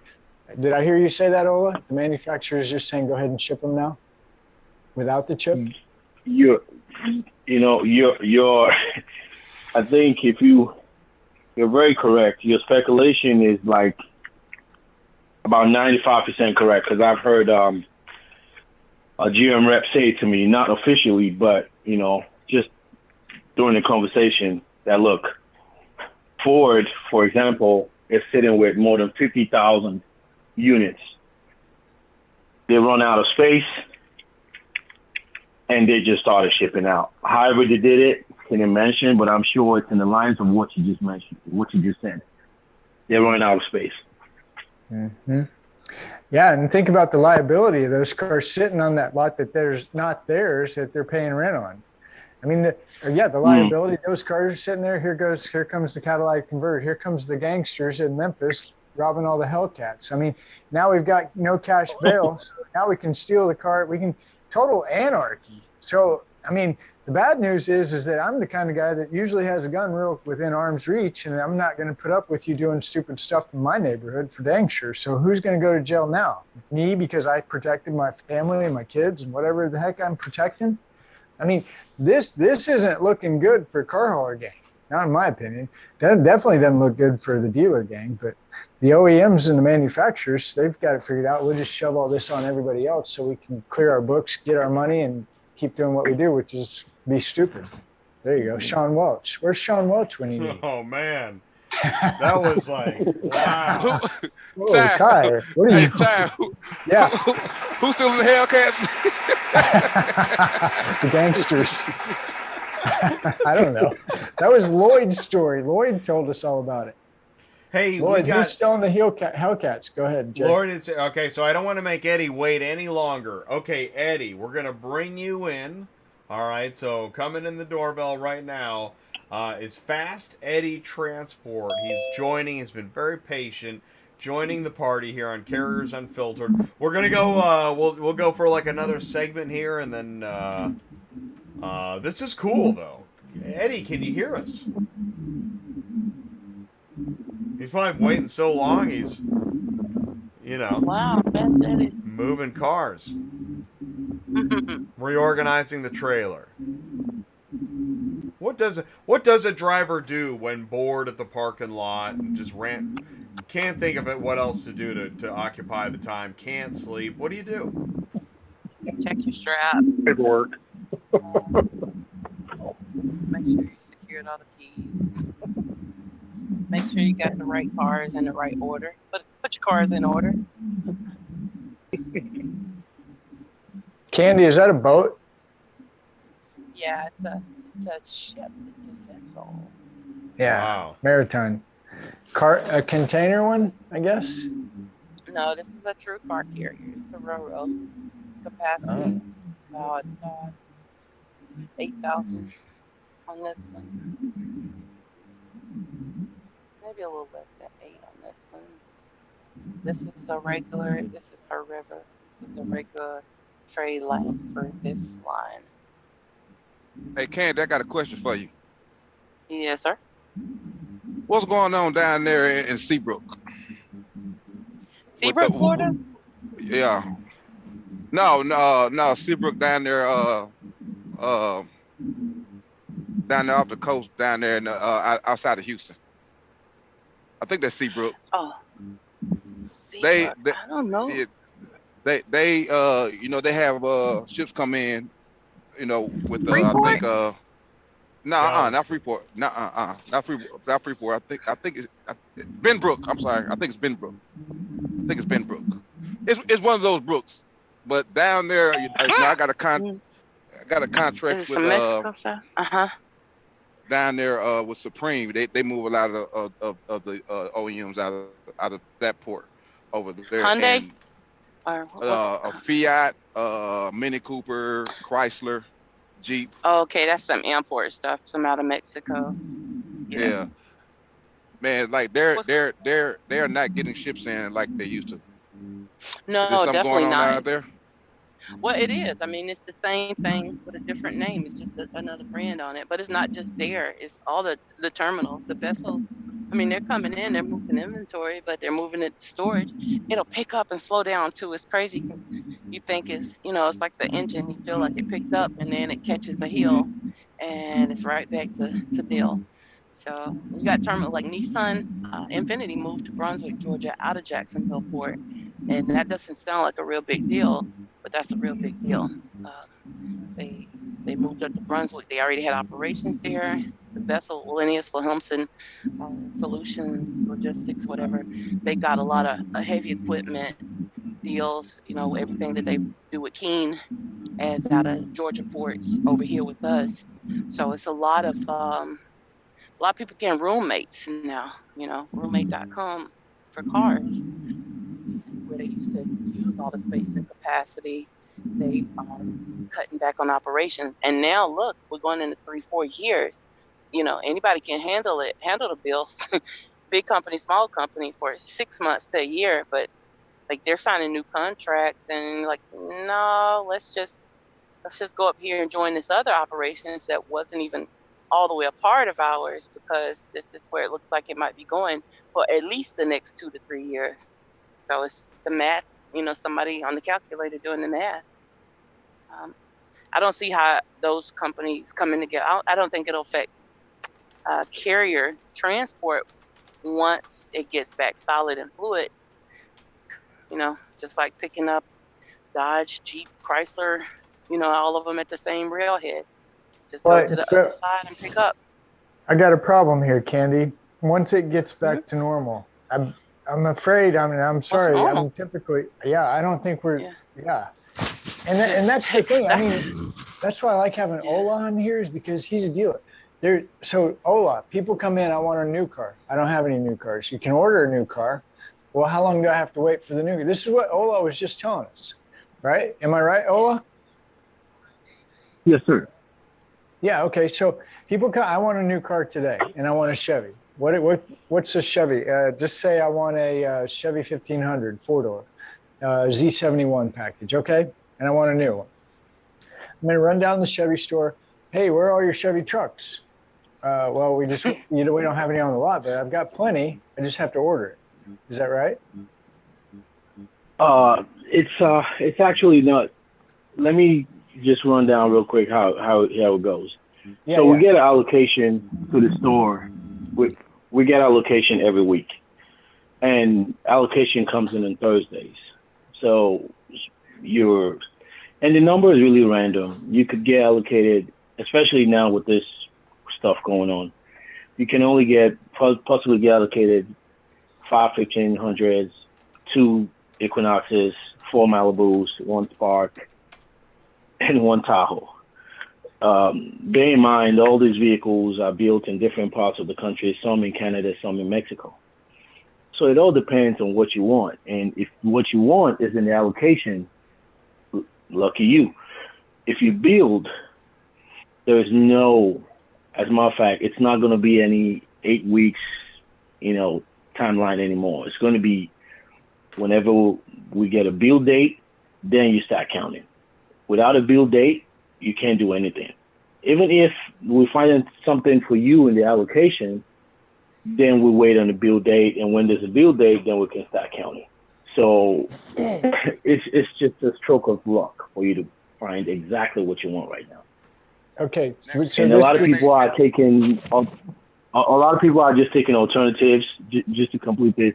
Say, for instance, you wanted a Z71, and there's no Z71, and I'm seeing this happen more often now. The Z71 customers are dropping down to custom or trail bosses and stuff like that. So even if you had say for instance, a trail boss and you wanted to upgrade, when it gets to the lot, just order some parts and just do an upgrade to it. Parts is the same thing. Some people are even trading in their vehicles because parts are not available and just buying whatever they see. So it's really crazy. Okay, but that makes sense, Ola. That makes a whole lot of sense because like when I haul for GM, that's what a lot of these lots are getting. They're getting 4 or 5 Colorados, like you said, 3 or 4 Traverses. So it makes sense. I'm sorry for cutting, but it makes a lot of sense because that's exactly how I'm dropping these vehicles off of these lots. Exactly what you just said. Yeah. So so Terone, you're saying you pick up the car that Ola just talked about, that it's maybe not exactly what they want, and they're going to do parts later. Is that what you're saying? You see that on your trailer? Well, yeah. Well, I don't know what they're doing once it gets to the lot. I just transport it. But when he said like certain dealerships are allocated a certain amount of vehicles at a time, 5 here, 3 of these, 2 of these, 1 of those, 4 of these. That's exactly what I'm hauling to these dealerships. Exactly to the number he just said. Nobody's getting no more than 4 or 5 1500s. They're not getting no more than 3 or 4 2500s. They might get 2 3500s. They might get 5 Traverses. They might get 3 Camaros. So what he said is I'm hauling it to the T what he just said. So that let me know he knows exactly what he's talking about. Wow. Okay, so Ola, back to you now. So you're saying that's part of the allocation, meaning stores get allocated so many new cars based on last year's sales. Is that wrong or right? It's not actually based on sales. It's just allocation works based on. It's just working based on whatever you whatever you're getting right now. Back in the days, it used to be based on whatever you sell. If we sold 20 Malibus this month, next month we're going to get 20 or even more. So now the whole game has changed now. It's whatever you get. You can't even ask them for anything. You're not in a position to ask right now. If you're lucky to get 4, be happy with that. If you're lucky to get 5, be happy with it. Hi. It sounds like a little charity bag where you just get put in, like, just put them at the front of your bag. Just start handing it out to people. Maybe it's a starter package. I think it's going to a VPC center style. I said this a while back. Another country's culture is just a VPC processing where you can come in and demo. We have enough for everybody to demo. You got the right dollar. You can take this one out, which you can buy it. Well, hurry up and get another one. But just a demo, see Kandy, you're breaking up. Hey, Kandy, your audio is really whack. Eddie's on camera. Hey, Eddie, Kandy, pause for a second and head back to shore. Eddie, there can you go. hear Yeah. us? She's on a skiff. She's in the water. She's trying to get us close. She's like, she's with Jason Bourne. I was about ready to go to sleep. It felt like I was sitting by the river or the ocean or something. No. We got Fast Eddie? He's here. All right. Just, we were on a good roll, Fast Eddie. If you mess this one up, you're getting kicked off the show tonight. He's working on his log. We're talking allocation now. Hey, can you hear me? Yeah. Hey, Fast Eddie. Hey, I was trying to figure out how the hell do you work this thing? Look at that. This is Fast Eddie, who's always got something good to say in the live chat, everybody. Exactly. What's up? Hey, man. Well, I listened in on part of this stuff tonight. But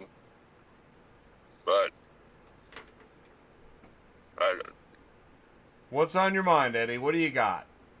I don't know. There's all kind of things. All right, start something somewhere. good. Yeah. Pick a good thing. What's good? Where are you supposed to park a truck? Yeah, where do you park a truck? We got that one. There's nowhere to park. You know, I don't want to take a semi spot because, I mean, those guys deserve it. I couldn't find anything tonight. Fort Wayne Pilot was jam-packed. Well, what do you do? Well, you can't keep driving because the ELD, you'll get in trouble, right? Well, yeah, but where are you supposed to park? On a street somewhere? You got to go somewhere. And when I run down to nothing. I have to.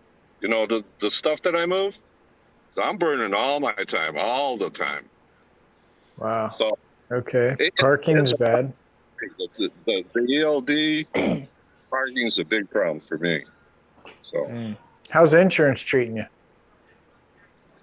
Well, this year it went down. As a matter of fact, I mean, I don't pay a whole lot because I'm an old guy, you know, with a clean record, and I'm just a little truck, and so it went down. I hear some of the horror stories. I don't know how those guys do it. Yeah. So next question for you, Eddie, is are you a load board guy or a dealer guy? Direct customer. Which one do you do the most of? I do touch the load board, but it's not the CNN load board. Ah, gotcha. You got a different one. Secret. Very rarely. He sounds like Ron. That's how Ron talks. Yeah. I got a secret load board. My wife is asking me, well, what are we paying for this crap for? It's like, you know, it's like after 3 years, I got 20 ratings. It's like these guys, they don't even give ratings out. So oh my God. Isn't that the truth? What's the point? The community on the load board is whoa. It's like you gotta have it or else nobody's gonna talk to you.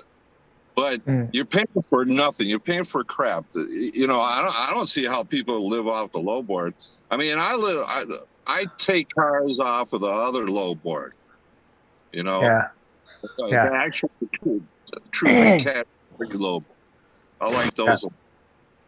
Well, that's why I just want to say me and Sue laugh about not getting the memo that there's ice machines and laptops. And I mean, it's I went up and double checked. It says vehicle transport load board or something like that. But you can get a cat and a radio. Who'd we have? Remember John, out of New York that moved to Florida, him and his wife? They moved somebody's dog for him once. But anyway, I want to get back to this allocation because I think if we keep following this, we're gonna end up into the used car, maybe even get over into the Copart. But back to Ola and Terone and allocation. So the new car store has an allocation 4 or 5. That's what we're talking about. Is that right, Ola? Yes, sir. The math would be 4 or 5. So 4 or 5 will be good for weekly. So if we're talking month, we're talking maybe between 16 and 20 a month. Right, 16 and 20 a month new, allocation. Those are allocation. I think you said last month you sold 45 new. So there's maybe some spillover, carryover, or some dealers I know back in my day used to get a new car from another dealer, pay that dealer extra money, bring it back and sell a new car. But the point is that I would say probably pre-COVID, I would not be at all surprised if that new car Victory Chevy store had 100 new cars sitting on it at any given time. Is that fair? Now, I'm okay to be wrong too. No, that's fine. You're not entirely wrong. But let me correct something that I did include earlier, actually. So cars are being bought in transit now because, if you don't lock it down, customers now, quote unquote, by the time it gets to the dealership, it's sold. So cars are bought in transit now. So when we count what's sold, either physically in the lot or not physically in the lot. So we could have sold cars that, funny, right? It's a new. Now we got to change our whole accounting. We're going from accrual accounting to what's the other one? Oh my gosh, this is getting out of control. Wow. Okay. It is. So here's what the funny part is. There's conditioning going on based off of, this is just Ty talking smack. There's conditioning going on based off of a manufactured crisis. So a manufactured crisis, call it whatever you want. We're now, because of manufactured crisis, here's where we are in our world. You can't get new car. If I want a new car today, I can't drive to the dealership and buy a new car. It's really hard to do. If you might get really lucky, but based on everybody I talk to, all the guys I follow, you don't just drive up to the new car store and buy the new car. Pretty much. Not fair? Anymore. Not anymore. So so who's conditioned now? Who's the first person that's conditioned? Well, my guess is it's the manufacturer. What's the manufacturer conditioned to? Well, we used to pump out 10,000 cars a day. We're only doing 5 now. Oh, okay. Great. Go ahead, Jay. Well, I want to ask this question is that, so if we go back to the manufactured crisis, which I'm fine with that, seriously, is that it started with C0V1D, can't say that canceled. The factories had to shut down, people couldn't work, and that started the bottleneck. Now we have supply chain shortages, problems, complexity, not to mention the minerals and everything else. My question is for Kandy. Kandy, are the ports still jammed up like they were, or are they able to play that Tetris game fast enough? Yes. Uh-oh, can't hear her. Kandy. Something happened to Kandy's audio. Too much wind on the river. Yeah, she's outside. It's the river. She's on the river. Yeah. Okay, who's doing the river dance? Yeah, we'll come back to Kandy. We want to know, how are the ports? Are they still jammed up? Okay, so allocation. Okay, condition. So the manufacturer's condition. Now who's conditioned next? The dealer, right? But in between the manufacturer and the dealer condition, guess who's next getting conditioned? And this is where I'm like, okay, Jack, we talked about it earlier with Terone. Jack Cooper, Hanson, United Road, Proficient, who else has a new car contract and how have they been conditioned? I would be really nervous. And I know we've got friends in the new car space that are not nervous. They're really happy. Things are going and buying more trucks, right? We've got people in the used car buying more trucks. So certain companies, I guess, maybe they're not worried, but I'm sure they would have to be keeping an eye on this based off of what we did in 2019. So the manufacturer's making less cars for whatever reason. The transport guys not going to be moving as many cars for whatever reason. Now the dealership. Let's get to the dealership, which to me, in my opinion, this is where it all really happens, right? We've been conditioned to make less cars, conditioned to move less cars. Now the dealer, Ola, he's probably the only honest guy dealer that would ever come on this show and be real honest about it and say, this is really not fun. I mean, he didn't, those are my words. He didn't say that, but it's very challenging. How's that? Very challenging to be the sales guy who gets in a meeting every morning and the boss guy's up there doing dances and chants and how to get everybody pumped up to go sell more cars that we don't have. Right. Oh, well, it's easy. Just sell them on the transit. And this is how you sell it on transit. And people are happy about it. Well, I'm sure that you get that message every day, plus a couple emails, plus hurry up and go sell more cars. And in my opinion, this would be the place where I would not want to be. I would not want to be Ola right now, right? Why would I not want to be Ola? Because now he's either got to sell somebody something he doesn't have that they want now, or he's got to talk them into going and getting something maybe they really don't want, but it's at least on the parking lot. So of those two, you're talking to an individual and you're reading body language, you're reading you're doing all the sales things and you're doing it right. Now I have to decide which way is this person going to go. And so my point in all this is the new definitely has an impact on the used, and you can see it. Ola's here. Ola, I've got 40, 45. No, that's what I sold.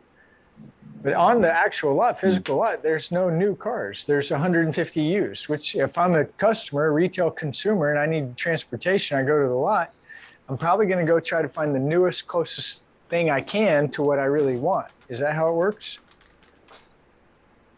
That's exactly how it works. And sometimes you have customers, like I said, depending on, how, desperate they are in need of this vehicle, they're either going to wait or go get the newest possible vehicle. Perfect example, I had a customer that wanted a Tahoe last month, and he was looking for the Z71 Tahoe, fully loaded and all that good stuff, and I didn't have any, and it was going to take at least six to eight weeks for this one. I had an allocation, lucky enough, but he wasn't ready to wait, and they wanted to go to the beach, they wanted to do stuff, enjoy the last, days of summer, so they just settled for one that had 5,000 miles on it, and that was how I got that one done.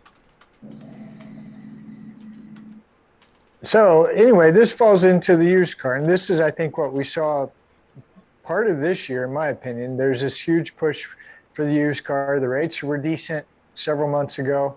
Tell me if I'm wrong, Jay, but the load board rates were not bad. I didn't hear too many guys complaining about load board rates. Say, 6, maybe 12 months? Is that about right, Jay?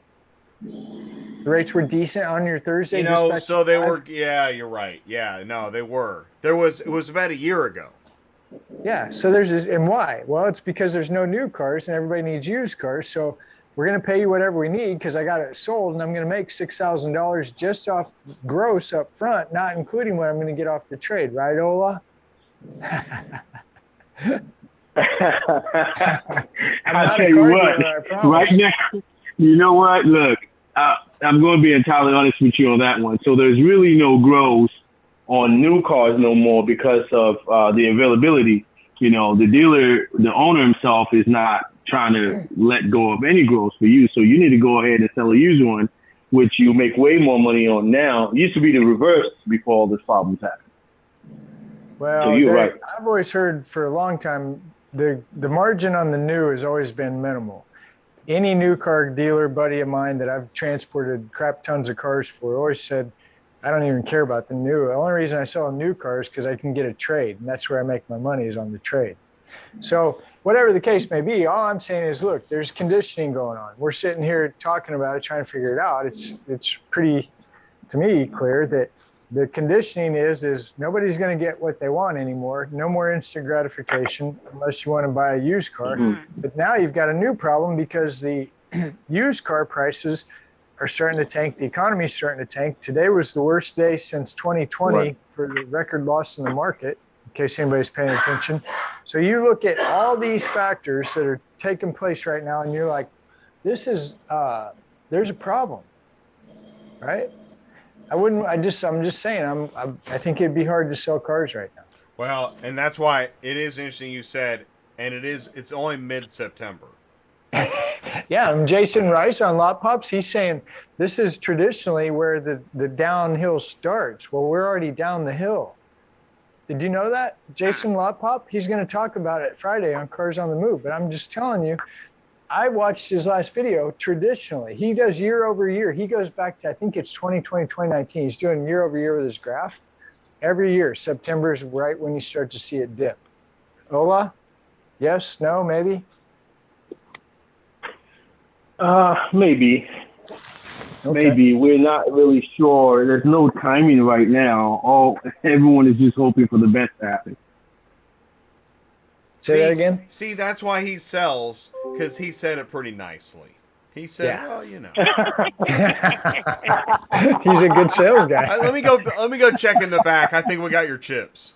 Partly cloudy. All right. Well, hey, you can't blame me. I have to make some money. Yeah. Well, here's what I want to do. If it's all right with you, Jay, I'm kind of ready to wrap it up, but I want to spend just a second and everybody give a prayer and a thought to Lloyd. Lloyd, we're sorry you got hit, and we hope that that guy's got insurance and it was just an accident, right? Yeah. Amen. Yep. Thank you, folks. Yeah. Pleasure. Everybody have a good evening. Yeah, and thanks for coming by, man. Yeah, I do. I want to thank everybody too. I mean, this is kind of interesting. Terone, thank you. Vance, thank you. Yeah. Ola, thank you. Ola, it's really good to talk to you, by the way. Yeah, Kandy, thank you. Thank you so much. Back. Thank you. Yeah. Jay, I'm going to turn it back to you, buddy. Thanks, everybody. All right. Anybody have any final thoughts? Final thoughts, anybody? Anybody, do we miss anything? Thanks for what you do, Jay. Ty. Thank you, Appreciate Lloyd. you. We appreciate you, man. Yeah. Good guys. Well, and I'm going to do a final thought. Out of all the conversations tonight, Terone, I think, gets the best gig so far. Right? The short mile. Yeah. The lane. Yeah, no, Terone is rocking it. Yeah. Very insightful. Seeing what's going on, building stuff. Interesting, and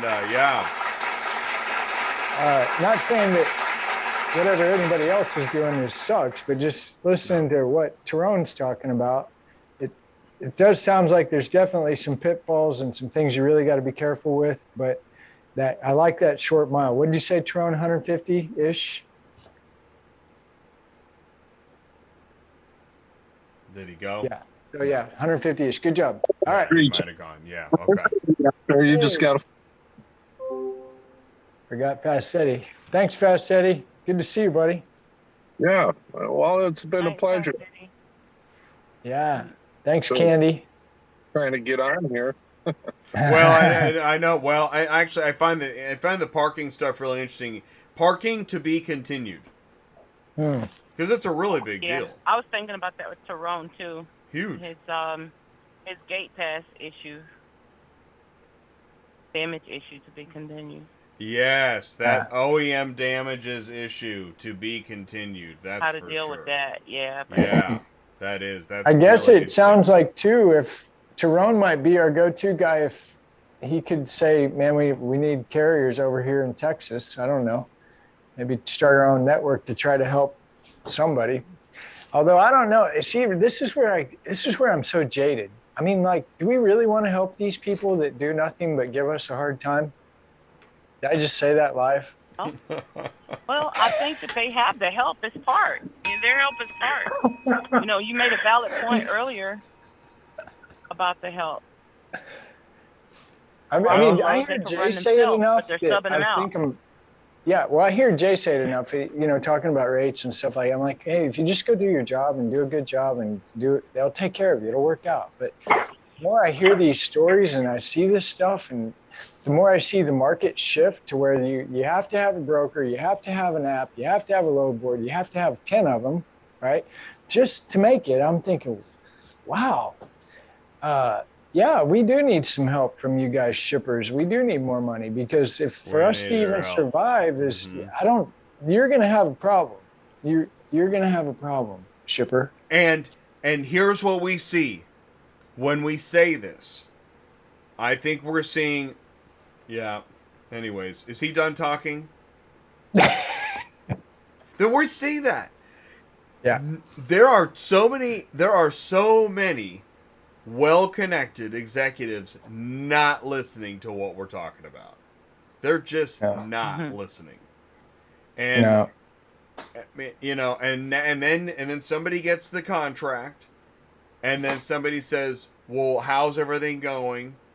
Is it going as peachy as we expected in our Monday morning meeting?" And someone says, "No."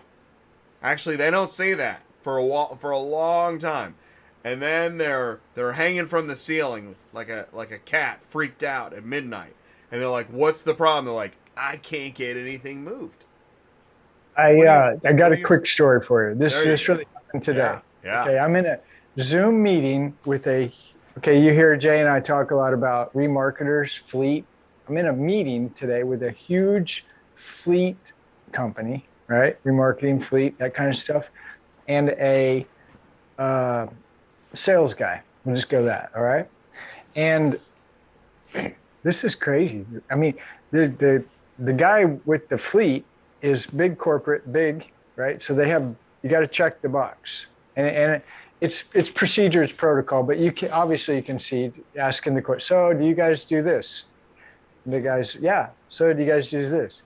And it finally gets to maybe like the third one, the sales guy's like, "No, not at all. Matter of fact, if you know somebody that can do that, I would like to have their phone number. Because if anybody's sitting here telling you that they can do that, I've been doing it long enough, they're lying to you." And you can just kind of see for a minute, like, man, I really appreciate your honesty, but how am I going to check my box? Do you follow what I just said?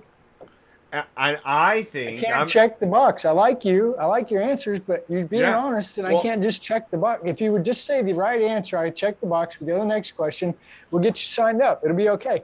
No, I'm not going to tell you yes on a no. I'm not.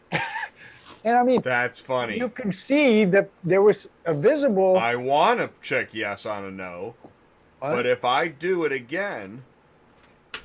Well, I think the thing is. Then we'll just find someone that'll check yes on a no. How about that? No, I think it's coming to the place where, because of education, because of social media, because of people telling the truth on ATI about, you don't just come here and you make $10 million in a day. That's just, you're not doing that. Good luck $10 million in the course of your lifetime of your car home company. I agree. I think we have finally seen the celebration nonstop party of "you're gonna get rich" car hauling videos. I think it's over. Are you sure? It's over. All right. We're finally waking up. Okay. All right, we're going to peace out, end it all. Dude, Ty is out of here. But I want to say this is that it's really interesting. So many things were mentioned tonight that I think are important. And I see this community it's important. Because some people are hearing this stuff and they don't want to. But they keep hearing us bring this stuff up. So thank you all for helping me continue to drag the trash out into the sunlight. On Carriers Unfiltered. So thank you. All right, I'm going to end this meeting. Eddie, to be continued. Parking, to be continued. Kandy, that OEM damages to be continued. Thanks for the roaming camera and the live footage. That was cool. All right, here we go. I'm signing off the meeting. Eddie, please join us again soon. I'm going to try to. Okay. All right, good. Keep tuning in. We appreciate you. Thank you very much. All right, man. Good night. Good night, you guys. And that's a cut. Boom. Okay. All right. I did it. Oh, it's 10 o'clock. That's what I said. I just texted Kimberly. I'm like, well, that was 20 minutes ago. I'm like, it's going to go to 10. All right, good night, everybody. Thank you so much. We'll end this real quickly. Thank you so much. Location Services, Superflow Systems, Murphy Auto Transport Services, Rapid Recon, Preowned Auto Logistics, and everybody in the live chat. Thank you, Mark Rodeke at Superflow Systems for that super chat earlier. Thank you, Lloyd Vanover. Our thoughts are with you. Okay, well, hopefully, everything does work out. I don't know how.